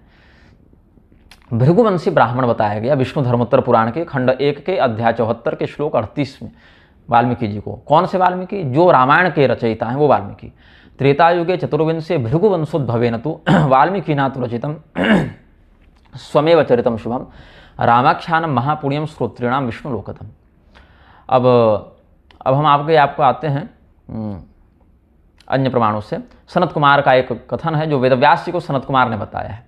उसमें बताते हैं आसित व्यास पुरा विप्र सुमतिर भृगुवंशज। ये जो भृगुवंशी जो वाल्मीकि जी हुए ना, जो विष्णु धर्मोत्तर पुराण में कहा भृगुवंशोद्भवे न तो ये वाल्मीकि जी भृगुवंश में कैसे आए, इसकी कथा अब आगे बताते हैं। सनत कुमार जी बता रहे हैं वेदव्यास जी को। आसित व्यास पुरा विप्र सुमतिर भृगुवंशज रूप यौवन संपन्ना तस्य भार्याथ कौशिकी तस्य पुत्र समुत्पन्नो ह्यग्नि शर्मेति नामतः सपित्रा प्रोच्यमानोपि वेदाभ्यासम न मन्यते। अब हम पूरा श्लोक और पूरा अर्थ बताएंगे तो बहुत विलंब हो जाएगा, हमको भी अब आगे अपने और कार्यों में लगना है, तो हम आपको सीधे सीधे बात बता देते हैं। भृगुवंश में एक ब्राह्मण थे, उनका नाम था सुमति, उनकी पत्नी का नाम था कौशिकी, उनके लड़के का नाम था अग्नि शर्मा। लेकिन अग्नि शर्मा की रुचि जो है सो वेदाध्ययन इत्यादि में नहीं थी। ब्राह्मण थे जाति से, लेकिन कर्म से वो ब्राह्मण नहीं रहे। तो एक बार क्या हुआ कि बहुत अकाल पड़ गया, तो सुमति को कुछ भरण पोषण के लिए सूझा नहीं, तो जंगल चले गए अपनी पत्नी बच्चे को लेके दक्षिण दिशा की ओर, अपने घर से दक्षिण दिशा की ओर एक जंगल चले गए। वहाँ बहुत से चोर डकैत पहले से भी रहते थे। तो ये जो लड़का था अग्नि शर्मा, ये गलत संगति में पड़ गया, चोर डकैत के साथ ही संगति में पड़ गया। तो वहीं पर वो अपना शिकार करता, बहेलिया वृत्ति, डकैती इत्यादि करता, राहगीरों को लूटता। स्मृतिर्नष्टा गता वेदा गतम गोत्रम गता श्रुति ही कस्मिश्चित् काले तु तीर्थयात्रा प्रसंगतः सप्तर्षय पथातेन सुव्रता समुपस्थिता। इसी प्रकार चोरी डकैती करते हुए इनको यह विस्मरण हो गया कि मैं कौन हूँ, ब्राह्मण हूँ कि क्या हूँ, मेरा क्या गोत्र है, भृगुवंश में हम हैं, अग्नि शर्मा हमारा नाम है, ये सब भूल गए। पिता माता तो खैर धार्मिक ही थे, लेकिन ये गलत संगति में डकैत बन गए थे अग्नि शर्मा। बाद में फिर सप्तर्षियों से इनका सम्मिश्रण हुआ, तो इनका जो भी अब सप्तर्षियों के पास जो भी था दंड कमंडल, कुछ अपना छीना झपटी करने लगे। तो वो बोले, अत्रि मुनि वहाँ बोले, तस्य तद्वचनम श्रुत्वा अत्रिर्वचनम अब्रवीत अस्मत् पीड़जनम पापम कथम ते हृदय वर्तते। कि हम तो भैया तीर्थ यात्रा के लिए निकले हैं, कोई संपन्न कोई सेठ मारवाड़ी तो है नहीं कि हमको तुम लूटोगे तो तुम बहुत धनी बन जाओगे। अब ये सब क्या दंड कमंडल और कुछ एक वलकल वस्त्र छीन कर करोगे, और छीनोगे तो धन भी नहीं मिलेगा, उल्टे पाप बटोर लोगे। तो ये पाप किसका होगा, ये बताओ हमें। अग्नि शर्मा ने कहा, ममास्ति माताथ पिता सुतो भार्या गरीयसी पोषयामि तदातांस्तु एतन्मे हृदय संस्थितम। कि हमारी माँ हैं, पिताजी हैं, और विवाह भी हो गया था, तब तक कर लिए थे कहीं से, तो पत्नी बच्चे भी हो गए थे। बोले कि उनका हम भरण पोषण करते हैं, इसलिए पाप उनको भी लगेगा। तो बोले अत्रि मुनि जरा जाकर पूछ कर आओ भाई कि तुम्हारे पाप में कौन कौन हिस्सेदार हैं, तो जिनके लिए तुम इतना अधर्म कर रहे हो। तो अग्नि शर्मा ने कहा कि अरे क्या वो हमारे पाप को नहीं लेंगे? बोले हमको तो नहीं लगता लेंगे, लेकिन एक बार तुम पूछ लो। तो बोला अच्छा ठीक है, तुम लोग यहीं रुकना। सप्तर्षियों को कहा कि यहीं रुकिए, मैं जाकर पूछ कर आता हूँ। तो गए, जाकर अपने पिताजी को पूछा, माताजी को पूछा, पत्नी को पूछा, तो सब ने कह दिया पिता प्राह तथा माता नापुण्य मावयोरिह तम जानासि यत् कुरुषे कृतं भाव्यम पुनस्त्वया। कि पिता ने कह दिया, माता ने कह दिया कि भाई तुम जो करते हो तुम समझो, हमारा तुम्हारे पाप में कोई हिस्सेदारी हमारी नहीं है। अब तथाप्युक्तम न मे पापम पापमेव मे तत्त्वैव हि तद्वाक्यम अब्रवीत पुत्रम बालोहमिति स्वब्रवीत। पत्नी ने भी यही कह दिया तुम्हारा पाप तुम जानो। बच्चे ने कहा भैया हम तो बच्चे हैं, हमको क्या मतलब कि आप क्या कर रहे हैं, बाप जैसा भरण पोषण कर रहा है हम वैसा कर रहे हैं।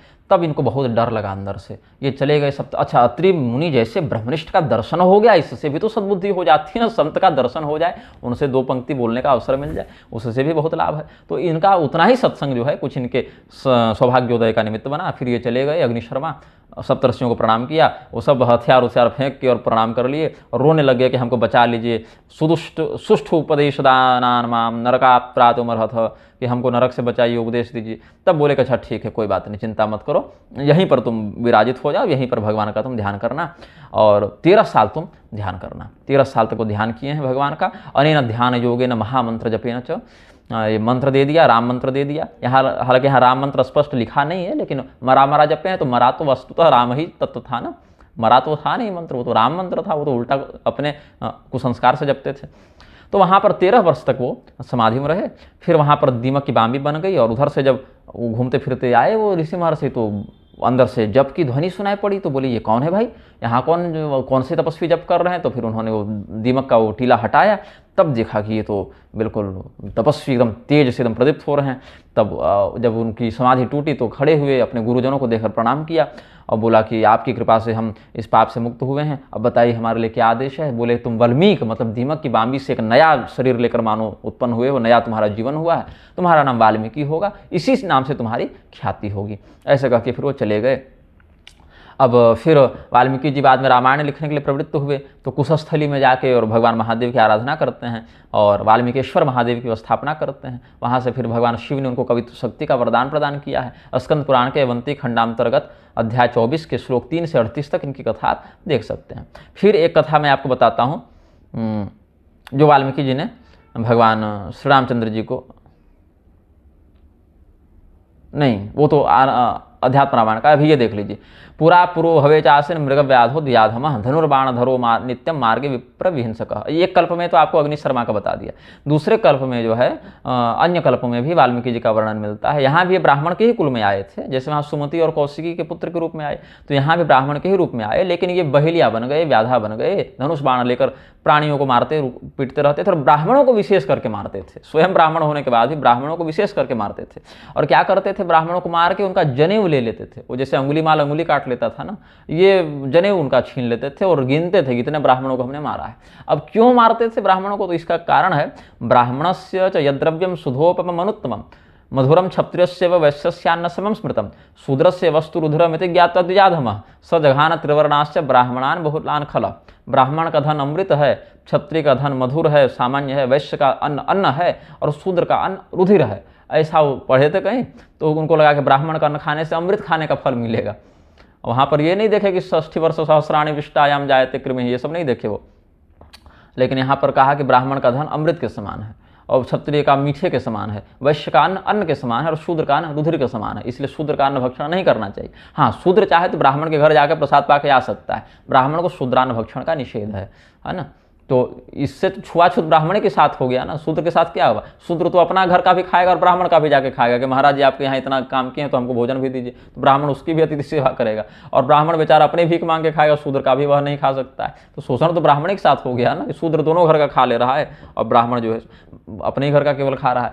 तो उसमें मनाही ये नहीं है कि आप शूद्र का अन्न नहीं खा रहे हैं तो शूद्र को आप छुआछूत कर रहे हैं, अपितु शूद्र वर्ण का व्यक्ति जो है सो अलग अलग कर्म में लिप्त रहता है, उसके अन्न की तत्व शुद्धि नहीं होती, इसके लिए मना किया है। सत शूद्र है तो उसका भी कच्चा अन्न तो सीधा पानी चल ही जाता है, असत शूद्र का ही विशेष निषेध है। तो ये करता था ब्राह्मणों का विशेष विहिंसन। अब इधर क्या हुआ कि सभी ब्राह्मण बड़े डर गए कि ये भाई निरपराध ब्राह्मणों को मार रहा है, तो बड़े बड़े ऋषि महर्षियों से निवेदन किया। ऋषि महर्षि चले गए ब्रह्मा जी के पास कि भाई ये बड़ा क्रूर कर्मा, एक डाकू हो गया है, स्वयं ब्राह्मण है लेकिन ब्राह्मणों को मारते रहता है। तो ब्रह्मा जी ने सप्तर्षियों को कहा कि जरा जाकर देखिए क्या उसका कुछ उद्धार हो सकता है क्या। तो मरीचि वशिष्ठ इत्यादि सप्तर्षि उस समय के जो सप्तर्षि थे वो सब आए और मृगव्याध उसका नाम था, मृगव्याध के पास जाकर उन्होंने कहा कि भाई क्यों ऐसा मारते हो।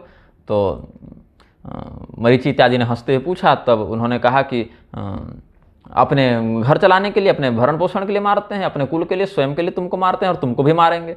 तो बोले कि अच्छा अपने घर वालों से जाकर पूछोगे भी जो ब्रह्म हत्या तुमको रोज लग रही है इसका पाप कौन भोगेगा। तो ऋषियों की पवित्र दृष्टि से उस मृगव्याध की कुछ वृत्ति शुद्ध हो गई थी, है ना। इति श्रुत्वा तो घोरात्मा तेषां दृष्टिया सुनिर्मल गत्ता वंशजनानाः भूरि पापमयार्जितम् तो तत्पापकं भवद्भिश्च ग्रहणीयं धनं यथा ते तु श्रुत्वा द्विजं प्राहुर्न वयं पापभोगिनः साक्षियं भूमिरचला साक्षी सूर्योऽयम् उत्तमः इति श्रुत्वा मृगव्याधो मुनिनाः कृतांजलि। अब घर में जाकर पूछा कि हमारे द्वारा लाए गए धन को जैसे आप लोग आपस में उपभोग करते हैं, हमारे द्वारा किए गए पाप का भी उपभोग करें। तो घर वालों ने मना कर दिया और कहा कि नीचे धरती ऊपर सूर्य साक्षी हैं कि हम तुम्हारे पाप को ग्रहण नहीं करेंगे। तब वो डर गया बेचारा और जाकर अपने गुरुतुल्य ऋषियों को कहा। तब ऋषियों ने उसको राम नाम की दीक्षा दी। यह स्पष्ट यहाँ बताया, राम नाम हि तज्ञेयम सर्वाघोघ विनाशनम यावत तत्पार्श्वमायामस्तावत्तम जपचोत्तमम। और कहा कि जब तक हम लोग वापस घूम फिर कर तुम्हारे पास नहीं आ जाते तब तक तुम इसी राम नाम का जप करना। लेकिन क्या था, वो राम राम नहीं जप पा रहे थे, उनकी जिह्वा वैसी नहीं उलट रही थी, तो मरा मरा जपने लगे और 1000 वर्ष तक जपे हैं यहाँ के अनुसार इस कल्प में। उसमें तो 13 ही साल में हो गया था ना, वत्सराणि त्रयोदश हो गया ना। इत्युक्त्वा से ते गताः विप्रास् तीर्थात् तीर्थांतरं प्रति मरा मरे मरा मरा मरेत्येवं सहस्राब्दम जजापह, वो मरा मरा जपते रहे। फिर 1000 वर्ष के बाद सप्तर्षि आए, उनको वहाँ वाल्मीकि दीमक से निकाले और वहाँ उनका नाम वाल्मीकि पड़ा। और फिर उनको आशीर्वाद दिया कि आप तीनों कालों की बात जानने वाले हो जाएंगे, त्रिकालज्ञ हो जाएंगे। ये भविष्य पुराण के प्रतिसर्ग पर्व के 4थे खंड के अध्याय 10 से बता रहा हूँ आपको, वहाँ भी ये कथा मिल जाएगी। तो हे विप्र, आप तीनों कालों की बात को जानने वाले हो जाएंगे। और फिर 18 कल्पों की कथा से युक्त और 100 करोड़ श्लोकों में वाल्मीकि जी ने रामायण लिखी, जिसका संक्षिप्त भाग है वाल्मीकि रामायण 24,000 श्लोक वाला। केवल उतने नहीं लिखा उन्होंने 100 करोड़ श्लोकों में लिखा था, जिसमें आनंद रामायण, अद्भुत रामायण और योग वासिष्ठ और ये सब और जो भी अन्य रामायण है ना, कौशिक रामायण और लोमस रामायण और भूसुंडी रामायण, ये सब भी वाल्मीकि जी की ही रचना के अंश हैं। इन ऋषियों ने उन रचनाओं को अपने अपने नाम से शिष्यों को बताया, पढ़ाया, इसीलिए उन रामायणों के नाम से ये सब चला है, सब वाल्मीकि के ही द्वारा कृत। ऐसा आनंद रामायण में स्पष्ट किया। कल्पाष्टाद से युक्तम ही शतकोटि प्रविस्तरम, ये रामायण उन्होंने लिखा है। अब इसके बाद एक और है, समीमुख ब्राह्मण थे। समीमुख के ब्राह्मण के बेटे का नाम था वैशाख। तो वैशाख जो हैं, आसित पूर्वम द्विजो देवी नामना ख्यात समीमुख गार्हस्थ्य वर्तमानस्य तस्य पुत्रो व्यजायत वैशाख इति नामना सो रौद्रकर्मा व्यजायत। फिर इनकी भी वही कथा है, वहाँ पर वो स्कंद पुराण के ही अंतर्गत ये कथा आ जाती है, प्रभास खंड के अध्याय 278 में। वहाँ पर भी उनका इन लोगों से ऋषि महर्षियों से सम्मिश्रण होता है और वहीं पर उनको फिर ऋषि महर्षि मंत्र जपने के लिए बिठा देते हैं। सत्वम सिद्धि मनु प्राप्तो मंत्रा दस्माद संशयम यस्मात्म मंत्र में एकाग्रो ध्यान वाल्मीकिमाश्रित, और उनकी एकाग्रता के कारण वरदान देते हैं कि सरस्वती तुम्हारी जिह्वा पर विराजमान रहेगी और रामायण तुम लिखकर फिर मोक्ष को प्राप्त करोगे। तस्माद वाल्मीकि नामात्म यस्मात्म मंत्र में एकाग्रो ध्यान वाल्मीकिमाश्रित तस्माद वाल्मीकि नामात्म भविष्यसि महितले स्वच्छंदा भारती देवी जिह्वाग्रेति भविष्यति कृत्वा रामायणम काव्यम ततो मोक्षं गमिष्यसि, ऐसे करके। अब ये सब तो बहुत, ये सब आपको हमने बताया और कुछ रामायण परक भी आपको हम इसमें बता देते हैं। रामायण परक में सबसे पहले हम आपको अध्यात्म रामायण की कथा बताएंगे। अध्यात्म रामायण के अयोध्या कांड में भगवान वाल्मीकि ने स्वयं अपना वर्णन किया है। आनंद रामायण वाला बाद में बताएंगे, क्योंकि आनंद रामायण में जो है ना, जो कथाएं हैं उन कथाओं को बहुत हद तक प्रकाशित नहीं करना चाहिए। ऐसा श्री राम जी का ही आदेश है कि आनंद रामायण की जो कथाएं हैं उसको थोड़ा सा गोपनीय रखना चाहिए। लेकिन प्रसंगवशात ऐसी कथा बता रहा हूँ जिसके प्रकाशन से कोई विशेष हानि नहीं है, क्योंकि वहाँ कई स्थानों पर भगवान श्री रामचंद्र जी का, भगवती सीता जी का प्रेमालाप इत्यादि भी आचार्यों ने वर्णन किया है, वाल्मीकि जी ने वर्णन किया है। अब वाल्मीकि जी क्या है, तत्वदर्शी महात्मा हैं, वाल्मीकि जी त्रिकालज्ञ हैं, तो उन्होंने जैसा दिखा, जैसा उनको घटनाक्रम का बोध हुआ, वैसा उन्होंने वर्णन कर दिया। लेकिन जनसामान्य उन कथाओं को पढ़ के मोहित हो सकता है। जनसामान्य की बुद्धि वाल्मीकि जी के समान मंत्र जप से, एकाग्रता से शुद्ध नहीं हुई है, प्रबुद्ध नहीं हुई है, इसलिए भ्रमित हो सकता है। यह चिंतन करके श्री रामचंद्र जी ने ही आनंद रामायण पर प्रतिबंध लगा दिया था। कुछ विद्वान, आधुनिक विद्वान आनंद रामायण को प्रामाणिक नहीं मानते हैं, लेकिन राम रक्षा स्तोत्र का बड़ा पाठ करते हैं। तो राम रक्षा स्तोत्र आनंद रामायण का ही अंश है। और करपात्री स्वामी जी जैसे विपश्चित विद्वान आनंद रामायण का बड़ा सम्मान करते थे, बड़ा ये बात मानते थे, आनंद रामायण की कथा का बड़ा समादर करते थे, उनका प्रमाण भी देते थे समयानुसार। तो वाल्मीकि जी आनंद रामायण के अयोध्या कांड के 6ठे सर्ग में अपनी कथा श्री रामचंद्र जी को बताते हैं। वहाँ कहते हैं कि मैं था तो ब्राह्मण ही, लेकिन किरातों के मध्य रहने के कारण हमारा जो है वो ब्राह्मणत्व नष्ट हो गया, हम बन गए व्याधा, वहेलिया बन गए थे, और शूद्रा से हमने विवाह किया और शूद्र वर्ण की कन्या से बहुत से पुत्रों को उत्पन्न किया, और धनुष बाण धारण करके हम केवल मारकाट में लगे रहते थे। आपके ही नाम के प्रभाव से हम वाल्मीकि बने हैं, प्रभु ऐसा बताते हैं, ब्रह्मर्षि बने हैं। राम त्वन्नाम महिमा वर्णते केन वा कथम यत् प्रभावादहम राम ब्रह्मर्षित्वम अवाप्तवान अहम पुरा किरातेषु किराते सह वर्धितः जन्म मात्र द्विजत्व में शूद्राचार रतः सदा शूद्रायां बहवः पुत्रा उत्पन्ना मे जितात्मनः ततश्चोरैथ संगम्य चौरोहम अभवम पुरा, हम चोर भी बन गए, ऐसा वाल्मीकि जी आगे बताते हैं। फिर वही जो कथाएं आपको हम बताते गए हैं। आगे फिर उनको ऋषि महर्षि मिले, तो सप्तर्षियों के पीछे वो जब गए उनको लूटने के लिए, सप्तर्षियों का दर्शन किया। एकदा मुनियः सप्त दृष्टा महतिकान ने साक्षान मया प्रकाशम तो ज्वलनार्कस्म प्रभा, तब लोभ से उनके पीछे जब दौड़े तो ऋषि महर्षियों ने कहा, भाई हमको जो लूट रहे हो इसका पाप कौन भोगेगा, तुम्हारे बाल बच्चे, पत्नी माता भोगेंगे क्या। तो फिर ऋषियों ने जब पूछा कि पृक्षमत्वा कुटुंबकम, अपने घर में पूछ कर आओ भाई क्या स्थिति है, तो हम उनके ऐसा कहने पर हम आ गए, और ऋषियों ने वचन दिया कि हम लोग कहीं भागेंगे नहीं, यहाँ पर वयम स्थास्यामहे तावद आगमिष्यसि निश्चय, तो ऋषियों ने वचन दिया कि तुम जाओगे तो हम लोग भाग नहीं जाएंगे, हम लोग यहीं मिलेंगे तुमको। तब ये चले गए अपने घर और अपनी पत्नी बच्चों से पूछा। तब पत्नी बच्चे ने कह दिया कि पापम तवैव तत्सर्वम वयम तो फलभागिना, हमको केवल पैसा तुम्हारा चाहिए, पाप तो तुम ही भोगोगे। तब फिर हमारा अंतःकरण उन ऋषियों के दर्शन से शुद्ध हो चुका था। मुनि नाम दर्शनादेव शुद्धांतःकरणो भवम, तो इसीलिए हम धनुष इत्यादि फेंक कर और उनके चरणों में गिर गए। तब उन्होंने कहा अच्छा कोई बात नहीं, खड़ा हो जा। दंडवत किए थे तो बोले अच्छा उठ जा, खड़ा हो जा। उत्तिष्ठोत्तिष्ठ भद्रम ते, तुम्हारा कल्याण हो। सफल सत्समागम, ये जो 2 मिनट का सत्संग हुआ वह सफल रहा तुम्हारा। उपदेक्ष्यामहे तुभ्यम किंचित तेन मोक्ष से, कुछ थोड़ा बहुत हम तुमको उपदेश कर देंगे, उसी से तुम्हारा मोक्ष हो जाएगा। तो क्या इसको उपदेश करें ऐसा, क्योंकि बहुत पढ़ा लिखा है नहीं, दुर्बुद्धि है, अनधिकारी भी है। मतलब ऐसा नहीं कि कोई इसको गायत्री जप में बैठा दें, इसका द्विजत्व तो भ्रष्ट हो गया है। तो कुछ ऐसा काम इसको बताया जाए जो इसको लाभ भी हो जाए, मेहनत भी इसको अधिक न लगे, अधिकारी भी हो। बोले कि सर्वे प्रपत्तिर अधिकारणस्यो, सभी लोग भगवान की शरणागति में अधिकारी हैं, राम मंत्र पर सबका अधिकार है, इसको राम राम जपने में लगा देते हैं, उसी से इसका सब काम हो जाएगा। तो बोले अच्छा कोई बात नहीं। इत्युक्त्वा, अपने आप में उन्होंने विचार किया। परस्परम समालोच्य दुर्वृत्तोयम द्विजाधम, कि है तो ये दुराचारी, उपेक्षा का पात्र है, लेकिन शरण में आया है तो इसकी रक्षा करनी पड़ेगी, और ऐसी रक्षा करनी है कि हमारा शास्त्र सिद्धांत भी खंडित न हो। तो इसीलिए राम मंत्र की दीक्षा दे दी और कहा कि इत्युक्त्वा राम ते नाम व्यस्तस्त्याक्षर पूर्वकम एकाग्र मनसा त्रैव मरेत जप सर्वदा। और कहा यहाँ तो उल्टा करके ही नाम दिया। बोले राम भी तुम शुद्ध शुद्ध सीधे सीधे मत बोलना, उल्टा बोलना। राम को म रा ऐसे बोलना, तो म रा ऐसे करोगे तो इधर का म उधर का राम मिलके राम राम बन ही जाएगा। तो ऐसे कर देना तुम। तो और जब तक हम लोग आ ना जाएं तब तक तुम यही काम करना, यही जो हमारे कथनानुसार इसका जप करना। फिर वो लोग चले गए, तो फिर हम जप करने लगे। वाल्मीकि जी कहते हैं तो 1000 युग बीतने पर ततो युग सहस्राम ते ऋषयः पुनरागमन, फिर वो आए। और तब तक यहाँ पूरा दीमक का टीला बन गया था, बामी बन गई थी। तो ऋषियों ने फिर बाहर निकाला और बहुत प्रशंसा की, कहा तुम्हारा दूसरा जन्म हो गया भैया, वल्मीकात् संभवो यस्मात् द्वितीयं जन्मते भवम इत्युक्त्वा ते यजुर्दिव्य गतिम रघुकुलोत्तम। तब बताया कि हम तो आपके ही प्रभाव से इस प्रकार से वो डकैत से ऋषि बन गए, ब्रह्मर्षि बन गए, सर्वज्ञ बन गए, मतलब त्रिकालज्ञ बन गए। ये वाल्मीकि जी ने स्वयं भगवान को बताया। तो ये जो मरा मरा वाली बात है, काल्पनिक बात नहीं है, शास्त्रीय बात है। आचार्यों ने इसका वर्णन किया है और जनश्रुति में भी इसका आपको बाहुल्य मिल ही जा रहा है। अब आनंद रामायण में जो कथा है, अब उस पर हम थोड़ा चिंतन करते हैं। चिंतन इसलिए करते हैं क्योंकि वहाँ से वाल्मीकि जी के 2 जन्मों का एक ही साथ वर्णन है। इन सभी ग्रंथों में तो एक एक जन्म का वर्णन है, लेकिन वाल्मीकि जी ने स्वयं वहाँ जो अपने उस कल्प के अनुसार जो बात बताई है, वहाँ पर वो शूद्र वर्ण में भी जन्म लिए हैं, ये भी वर्णन है, और ब्राह्मण वर्ण में भी जन्म लिए हैं, ये भी वर्णन है। तो कहीं कहीं वाल्मीकि जी का जो आचार्यगण कहते हैं कि दलित थे या शूद्र थे, वहाँ हालांकि वो इस प्रमाण को देखकर कहते हैं कि बोली चाली भाषा में कह देते हैं तो अलग बात है, लेकिन हाँ रत्नाकर डाकू के नाम से हमको नहीं मिला है अभी तक। कहीं अगर किसी आचार्य के पास होगा वो प्रमाण तो हमको आप उपलब्ध कराइए, ऐसा हम निवेदन करते हैं। लेकिन रत्नाकर ये नाम नहीं मिला है, वैशाख मिला है, मृगव्याध मिला है, अग्निशर्मा मिला है, ये सब नाम मिला है, लेकिन ये नाम अभी हमको रत्नाकर ये नहीं मिला है। लेकिन घटनाएं सारी वो जो रत्नाकर के साथ हुई वही सारी घटनाएं यहाँ पर हमें मिली हैं। हाँ, इसमें क्या है कि वाल्मीकि जी शूद्र वर्ण में जन्म लिए हैं एक बार, लेकिन उस जन्म में उन्होंने ऋषि पद को प्राप्त नहीं किया, ब्राह्मण के रूप में उनका पुनर्जन्म भी हुआ है। तो आनंद रामायण में जो कथा है, आनंद रामायण के राज्यकांड के उत्तरार्ध के 14वें सर्ग में इनके जन्म का वर्णन है। तो इसमें क्या कहते हैं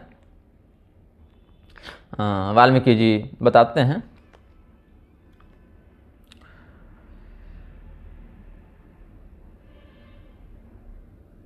एक डाकू था, एक चोर था। उस चोर का क्या नाम था, यहाँ नाम तो अभी नहीं मिल रहा है। हाँ, वो गोदावरी नदी के तट पर वो रहता था। गोदावरी नदी के तट पर जो तीर्थ यात्रा इत्यादि के लिए जाते थे उनको लूटता था। तो क्या एक ब्राह्मण वहाँ गए, उनका नाम था शंख। शंख नाम के ब्राह्मण वो अपने गुरु जी के यहाँ पढ़ते थे और गुरु जी के पास अपनी विद्या को पूर्ण करके ब्रह्म संसिद्धि करने के निमित्त गोदावरी के तट पर गए। उसको पार करके फिर भीमरथी नदी पर पहुँचे, उसको पार करके फिर निर्जन वन में पहुँचे जहाँ जल नहीं था। अब भूखे प्यासे पड़े हुए थे, वैशाख का महीना था, भयंकर गर्मी थी। तो दोपहर में थक गए, उसी जंगल में बैठ गए और ये भी उनका पीछा करते करते वहाँ पहुँचा था कि एकांत पाकर लूटेंगे हम। तो एकांत पाया और लूटने के लिए वहाँ पहुँच गया। अब ब्राह्मण के पास क्या था, कुछ आभूषण थे, कुछ कुंडल थे, दान दक्षिणा में कुछ मिला हुआ था, जूता था, छाता था, कपड़ा था, ये सब कुछ था। मतलब अब यात्रा के लिए निकले थे तो तलवार लेकर पहुंच गया वहाँ पर, धनुष बाण लेकर पहुंच गया ये व्याधा। इसमें क्या कहते हैं कि सवैद्रुतं ताप तप्तोपि तिष्ठन् हाहेतिवादि प्रजगाम विप्रः दृष्ट्वा मुनिं तं बहुखिन्नमानसं मध्यम गते पोषणी यदाति तीव्रे। दोपहर का समय था, आकाश में धूप बहुत खतरनाक, बहुत भयंकर, और ये ब्राह्मण देवता जब विश्राम कर रहे थे तो ये एक डकैत, एक बहेलिया वहाँ पहुँच गया। उसने अपना तलवार इत्यादि उनको थोड़ा चमकाया, दिखाया, तो कहा कि सब हमको दे दो नहीं तो मार देंगे। तो ब्राह्मण देवता ने सब दे दिया उसको, डर के नहीं दिया। वो ब्राह्मण तो खैर सिद्ध व्यक्ति थे, ऐसे ही दे दिया कि जाओ भाई हिंसा क्यों करोगे, ऐसे ही ले जाओ, निष्काम ब्राह्मण थे ना। तो अब उतने बड़े संत का उसने दर्शन किया 2 मिनट ही से, लेकिन देखा तो इसकी बुद्धि कुछ सुधरी। अब उसने क्या चिंतन किया कि उस बहेली ना, वो डाकू में ही बैठ गया, वो भी थक गया था बेचारा, लूटने के बाद वो भागा नहीं और ब्राह्मण भी भागे नहीं, ये दोनों बैठ गए वहीं पर। अब उसने सोचा कुछ दूर जाके वो चलने लगा कुछ दूर, और ब्राह्मण फिर जो है सो बैठे, उस बाद अब चलने लगे पैदल। तो क्या हुआ कि जूता इत्यादि तो छीन गया था उनका, तो बहुत गर्मी पड़ रही थी, नदी किनारे का बालू एकदम तप रहा था, तो चलने लगे तो बहुत पैर उनका जलने लगा, थक गए, हाहाकार करने लगे, फिर गिर गए। तो ये बहेलिये को बड़ा दया आ गई उन पर, कहा कि इसकी सारी वस्तु तो हम छीन लिए हैं और जूता इसका हम छीन लिए हैं, बेचारे जूते के कारण इसको बड़ा कष्ट हो रहा है, जूता है नहीं इसके पास। अब हमने कोई गलत काम तो किया नहीं, क्योंकि हम हैं चोर, और चोर का काम है चोरी करना, तो हम तो अपना बढ़िया काम किए हैं, ये सोच रहा है। देखिए क्या कहता है कि चौर्येण च स्वधर्मेण यद गृह्णीत वनांतरे तदीयमेव तत्सर्वं व्याधानां धर्म निर्णय। हम डकैत हैं और डकैतों का धर्म है चोरी करना, तो हम तो धर्म कर रहे हैं, लेकिन इस जूते के अभाव में ये ब्राह्मण को बड़ा कष्ट हो रहा है। तो अब जूते अगर हम इसको दे देते हैं तो इसका क्लेश दूर हो जाएगा, और उससे अगर कुछ पुण्य होगा तो हमारा भी कुछ काम बन जाएगा, हमारा भी कुछ पापी का लाभ ही होगा। और जूते ऐसे भी हमारे साइज वाले हैं नहीं, ये दूसरे नंबर के जूते हैं, तो इसीलिए हम इसको दे देते हैं। जीर्णो चौपा नहा वेतो ह्रस्वो तश्च पदोर्मम न चाभ्याम अस्ति में कार्यम तस्मात् तस्मै ददाम्यहम्। ये जूते पुराने भी हैं और हमारे नंबर में आएंगे भी नहीं, हमारा जो नाप है वो दूसरा है, तो इन्हीं को हम ये दे देते हैं। ऐसा सोच के वो दौड़ता हुआ गया और ब्राह्मण देवता को कहा कि अच्छा सुनिए, आप वैसे गर्म बालू मत जाइए, आप जूता पहन लीजिए। तो जूता मिलने पर बड़ा सुखी हुए। तो ब्राह्मण ने आशीर्वाद दिया कि अच्छा तुम भी सुखी रहो, हमको तुमने सुख दिया, जा तुम भी सुखी रहना। अब जब ब्राह्मण ने ऐसा कहा तो, और हे व्याध है, पूर्व जन्म के एक पुण्य के कारण तुम्हारी ऐसी बुद्धि हुई है कि वैशाख महीने में तुमने हमें जूते का दान किया। अब जूते का दान कैसे किया? लूट के फिर वापस कर दिया तो दान कर दिया। अब व्याधे को बड़ा आश्चर्य लगा कि भाई हमने ऐसा कौन सा पुण्य किया था। अब बैठ गया वहीं पर, बोला कि हमको यहीं पर बताइए। बोले देखो ये बहुत गर्मी का समय है, बहुत धूप लग रही है, कहीं छाया में बैठकर बात करते हैं, तो बहुत भूख भी लग रही है, और अभी मध्याह्न काल है तो संध्या का भी समय है। तो कहे कि स्नात्वा मध्याह्न वेलायाम तस्मिन् सरसि निर्मले वाससी परिधायाथ कृत्वा माध्याह्न की क्रिया देव पूजा तथा कृत्वा फल फूल मतम धृतः व्याधोपनीतम सुस्वादु कपित्थम श्रमहारिच। अब ये बहेलिया बन गया उनका चेला। अब ब्राह्मण देवता ने कहा अभी मध्याह्न काल का समय है, अभी क्या बात करें, पहले स्नान कर लेता हूँ, संध्या कर लेता हूँ मध्याह्न काल वाली, फिर थोड़ा कुछ खा पी लूँ, फिर कुछ बैठकर चर्चा करेंगे। तो व्याधान का कोई चिंता की बात नहीं, आप नहाइए, हम तब तक फल मूल का प्रबंध करके आते हैं। वो तुरंत जाकर फल मूल इत्यादि, क्योंकि वो जंगल का अभ्यासी था, वो तुरंत ले आया, बढ़िया बढ़िया फल फूल लेके आया। ब्राह्मण देवता तब तक स्नान कर चुके, अपनी संध्या कर चुके, पूजा पाठ कर चुके, देव पूजा तथा कृत्वा फल फूल मतम धृतः व्याधोपनीतम सुस्वादु कपित्थम श्रमहारे च। कपित्थ इत्यादि का फल मिला था, खा पी के बढ़िया जल पी के और छाया में बैठ गए। तब प्रवचन करना प्रारंभ किया। अब जो डकैत आया था लूटने, वो बन गया इनका चेला। तब बताने लगे देखो पूर्व काल में तुम ब्राह्मण थे, तुम्हारा नाम था स्तंभ, और शाकल नगरी में तुम्हारा निवास स्थान था। स्तंभ नाम के तुम ब्राह्मण थे, श्रीवत्स गोत्र में तुम्हारा जन्म हुआ था, लेकिन थे तुम बड़े पापी, वेश्यागामी ब्राह्मण थे। अब पहले तो वेदज्ञ था, लेकिन बाद में वेश्यागामी हो गया। वेद पारगामी था तुम, जैसे अजामिल, पहले बढ़िया थे, बाद में बिगड़ गए। तो एक बार क्या हुआ, दुस्संग के दोषवश, कुसंगति कारण एक वेश्या पर तुम्हारी आसक्ति हो गई। अब अपनी जो पूजा पाठ की, वेद पाठ की नित्य क्रियाएं थी, वो सब छोड़ दिए तुम, और शूद्रों के धर्म को अपना लिए और शूद्र कर्म करने लगे। और अब इधर क्या हुआ, जैसे अजामिल ने क्या किया था, वेश्या को अपने घर में ले आए थे तो पत्नी को घर से निकाल दिया था। ये महाराज जी पत्नी को भी घर में रखे और वेश्या को भी घर में रखे, और वेश्या को पत्नी के समान रखे और पत्नी को नौकरानी के समान रखे। लेकिन पत्नी इनकी बड़ी गजब की थी, क्या पतिव्रता पत्नी थी। इस पत्नी ने क्या किया, तुम्हारे जैसे मूर्ख और आचार विहीन ब्राह्मण की भी, और पत्नी भी कोई कुरूप नहीं थी, बहुत सुंदर पत्नी थी इनकी, लेकिन क्या है कि, है ना, ब्राह्मणी थी तदान्यासित भार्या कांतिमयी तथा, लेकिन वो वेश्या पर इनका मन ज़्यादा लगता था। तो वेश्या क्या करती थी, वो पंडित जी के साथ सोती थी और पत्नी बेचारी जमीन पर सोती थी। और वेश्या अपना ठाठ से अपना श्रृंगार करती थी और पत्नी बर्तन धो रही है, कपड़ा धो रही है। और इतना ही नहीं, अपने पति का तो पैर धोकर चरणों तक ले ही रही है, ये वेश्या हमारे पति के हृदय में बैठी, ये सोचकर वेश्या का भी पैर धो के वो बेचारी चरणों तक ले रही है। दोनों की खूब सेवा करती थी। उभयोरप्यधस्येते उभयोर वचने रता वेश्याया वार्यमाणापि हितकार्ये व्यवस्थिता। और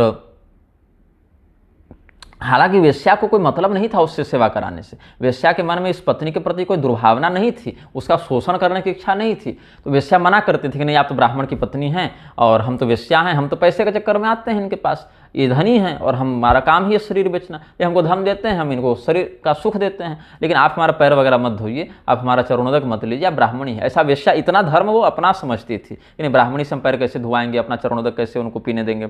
लेकिन वो नहीं मानती थी, वो कहती थी नहीं, हमारे पति ने आपको अपनी शैया पर स्थान दिया है तो आप हमारी सौत हैं और सौत का हम सम्मान करेंगे, ऐसा वो मानकर कहती थी।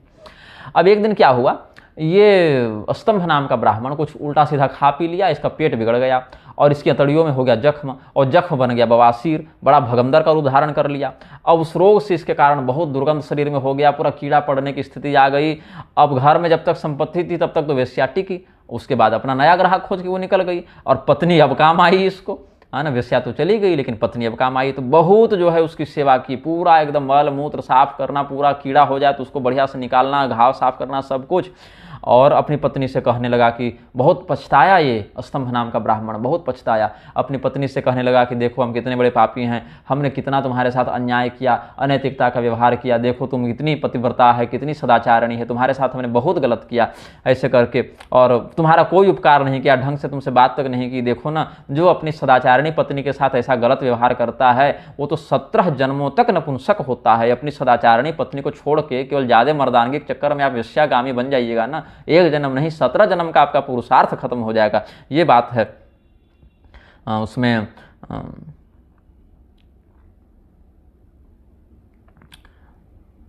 हाँ, यो भार्याम प्रणताम पापो नानुमन्येत मूढ़धि ससंढो भवति तत्र 10 जन्मानि सप्तच, ऐसे कह के। तो कहते अच्छा कोई बात नहीं, आप चिंता मत कीजिए, अब बीती बातों पर क्या चर्चा कीजिएगा, आप आराम कीजिए, आप शांत चित्त होइए, ऐसे कह के।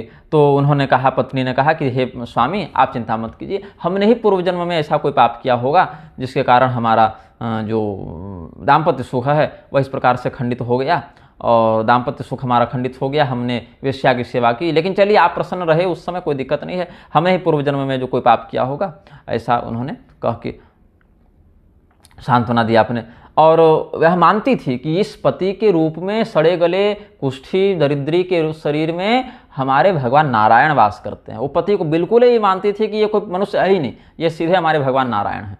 क्षीरोदवासिनम विष्णु भर्तुर्देहे व्यचिंतित, हम इस मनुष्य की हड्डी चमड़ा के शरीर की पूजा नहीं कर रहे, इनकी हम भगवान नारायण की सेवा कर रहे हैं। शोधयंति दिवारात्रो पुरुषम मूत्र में वच नखे न कर सती भर्तु कृमि देहा छने छने, कीड़ा निकालते रहती थी उसके घाव से, दिन रात सोती नहीं थी। और अब उसको ये कष्ट नहीं था कि हमारा जीवन नष्ट हो गया, हमारे पति ऐसे दुराचारी हो गए, ऐसे कष्ट में, उसको ये दुख था कि हमारे पति दुखी क्यों हैं। तो इधर उधर जहाँ उसको जो समझ में आता, जिसको जैसे देखती उसी को अपना लेती थी। जैसे एक बार तांत्रिक को देखी कि वो भैंसा काट के भगवती चंडिका को भैंसे का मांस भोग लगा रहा है, तो कही कि हमारे पति का रोग दूर हो जाए तो हम भी भगवती को भैंसे के बलि देंगे। चंडिकाय प्रदास्यामि रक्तम मांसम मुखोद्भवम, ऐसे करके सुष्टुन्नम माहिसोपेतम भर्तुर आरोग्य हेतवे। फिर देखा कोई व्यक्ति गणेश जी की पूजा कर रहा है, बढ़िया लड्डू से सहस्रार्चन कर रहा है, तब कहा कि हमारे पति ठीक हो जाएंगे तो उनको हम लड्डू गणेश जी को चढ़ाएंगे, ऐसे कह के मोदकानपि दास्यामि विघ्नेशाय महात्मने। फिर एक व्यक्ति को देखा, वो शनिदेव का बड़ा भक्त था, शनिदेव की पूजा करता था, उसने कहा तुम्हारे पति पर शनि का प्रकोप है, तो कहा हम शनिदेव का भी व्रत करेंगे भाई, तो मंदवारे करिष्यामि सदैवाह मुपोषणम। और एक ने कहा कि तुम मीठा खाना छोड़ दो तुम्हारे पति ठीक हो जाएंगे, घी खाना छोड़ दो तो ठीक हो जाएंगे, अपना श्रृंगार करना छोड़ दो, अपना शारीरिक सौंदर्य छोड़ दो तो ठीक हो जाएंगे। तो जो जैसा कहता, अब उतना दिमाग नहीं लगाती थी बेचारी, अपने पति से प्रेम करती थी, तो जो जैसा कहता था उसको वैसे ही मान के हाँ हम ये करेंगे, बस हमारे पति ठीक हो जाए, बस हमारे पति ठीक हो जाए। नोपभोक्ष्यामि मधुरम नोपभोक्ष्यामि वैघृतम तैलाभ्यंग विहीना हम सदा स्थास्यामि भूतले, लेकिन हमारे पति स्वस्थ हो जाएं, 100 साल की उनकी आयु हो, ऐसा कहती थी। ऐसे कहते कहते एक बार क्या हुआ, उनके घर में देवल मुनि आए। देवल मुनि बड़े अच्छे स्मृतिकार हुए हैं। देवल मुनि आए तो देवल मुनि को आया हुआ देखकर बड़ा इसको हर्ष हुआ, लेकिन पहचानती नहीं थी कि ये कौन है। उनको देखकर लगा ये कोई बढ़िया डॉक्टर होंगे, कोई वैद्य होंगे।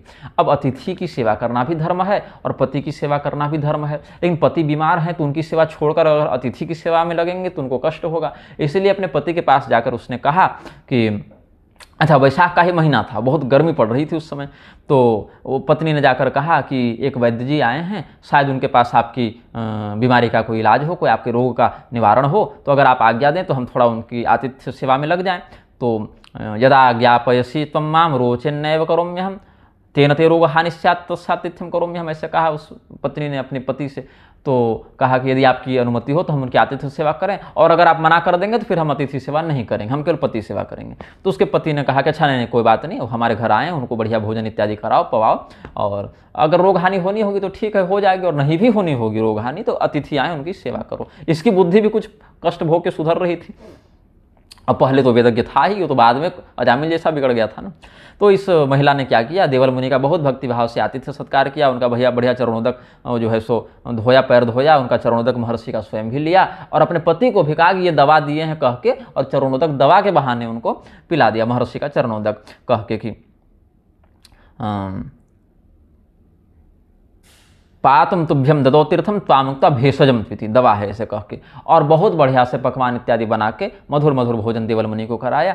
अब देवल मुनि जानते थे कि इसका क्या पति का पाप है, क्या कष्ट है। अब कर्म प्रारब्ध में तो ऋषि महर्षि हस्तक्षेप नहीं करते, लेकिन भविष्य को देखते थे कि इसका भविष्य में बढ़िया होने वाला है, तो इसीलिए उन्होंने उस समय कोई दवा अलग से नहीं दी। जानते थे ये शरीर में पाप कर चुका है, इसका कष्ट भोग कर दूर हो जाए तो शुद्ध हो जाएगा, और शुद्ध होने के बाद विशेष इसका भविष्य में उज्जवल भविष्य है इसका।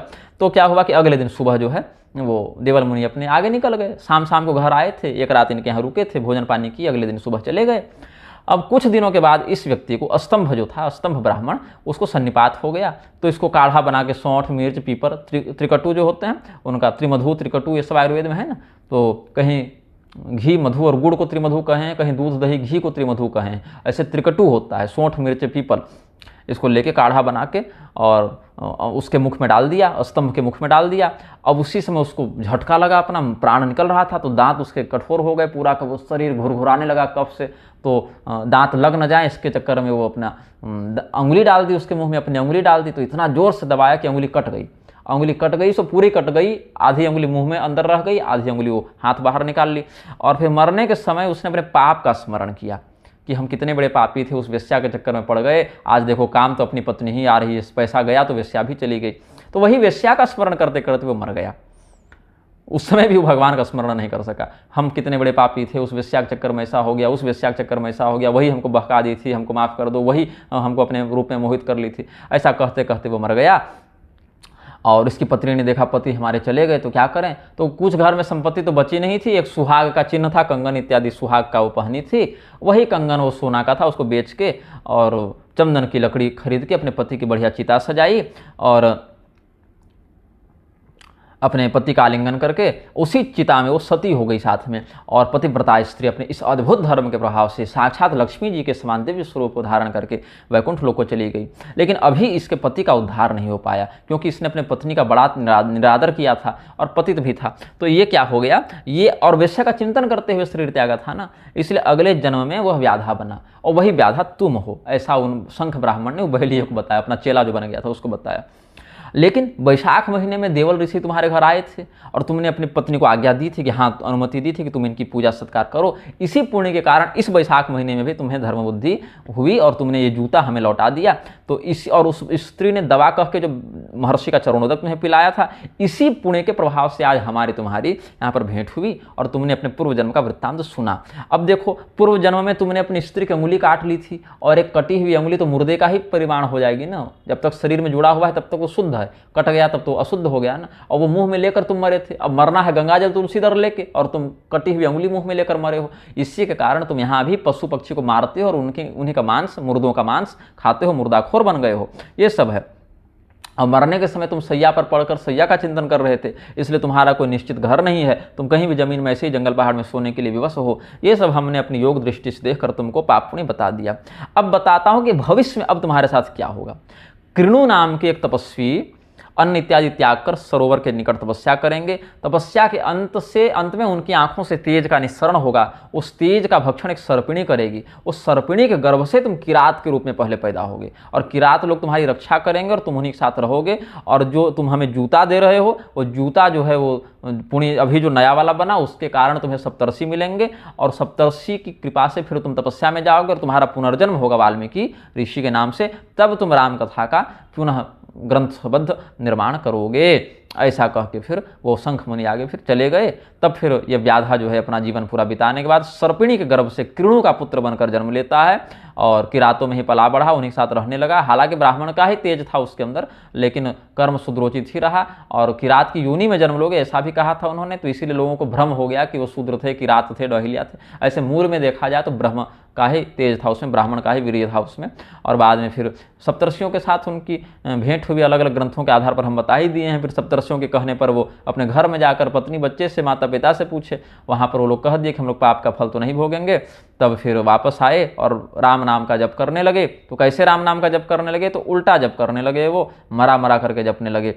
मुनयो माम उपदिशुर मत कृपापूर्ण मानसा एकाग्र मनसात्रैव मरेति जप सर्वदा। व्यस्तस्ताक्षरपूर्वकम दिए थे, व्यत्यस्ताक्षरपूर्वकम कि उल्टा करके राम को मरा करके दिए थे, वही वो जपने लगे। और ऐसे करके बहुत समय ततो युग सहस्राम ते ऋषय पुनरागमन, जो अध्यात्म रामायण में बताए वही बात आनंद रामायण में भी वही कथा फिर आगे है। ऐसे कह के वाल्मीकि जी ने अपना चरित्र वर्णित किया है। तो इसीलिए हरिनारायण तिवारी प्रोफेसर साहब ने जो कथन दिया दलित होने का, शूद्र होने का, उस विषय में शास्त्रीय दृष्टि से हम इन बातों को ऐसे समझते हैं। और अब इस वक्तव्य को हम पूर्ण करते हैं क्योंकि बहुत लंबा चौड़ा हो गया है, ये 4 घंटा 5 घंटा का हो गया है। आप लोग आराम से देखते रहिएगा क्योंकि अब हमारे पास उतना समय नहीं है कि हम सब अलग अलग करें, अपलोड करें, उतना समय भी नहीं, संसाधन भी नहीं। और अगर कोई प्रसंग आपको ऐसा लगे कि अलग कर देना चाहिए था तो आप लोग अपना अलग अलग तरह के सॉफ्टवेयर आते हैं गूगल प्ले स्टोर पर भी, ऑनलाइन पर भी, उससे क्रॉपिंग करके उतना आप निकाल लीजिएगा। प्रसारित करना होगा, रीअपलोड करना होगा, रीमिक्स करना होगा, कुछ करना होगा, सब कर सकते हैं। कोई जिज्ञासा वैसी होगी तो कमेंट इत्यादि में पूछिएगा, हमारे पास समय और ज्ञान रहेगा बता देंगे, नहीं रहेगा तो फिर उपेक्षा कर देंगे टिप्पणियों की। अब ये बात हम यहीं वक्तव्य को पूर्ण करते हैं। सारभूत बात यह है, शास्त्रानुसार कर्म करने से ही शास्त्र वर्णित फल की प्राप्ति होती है।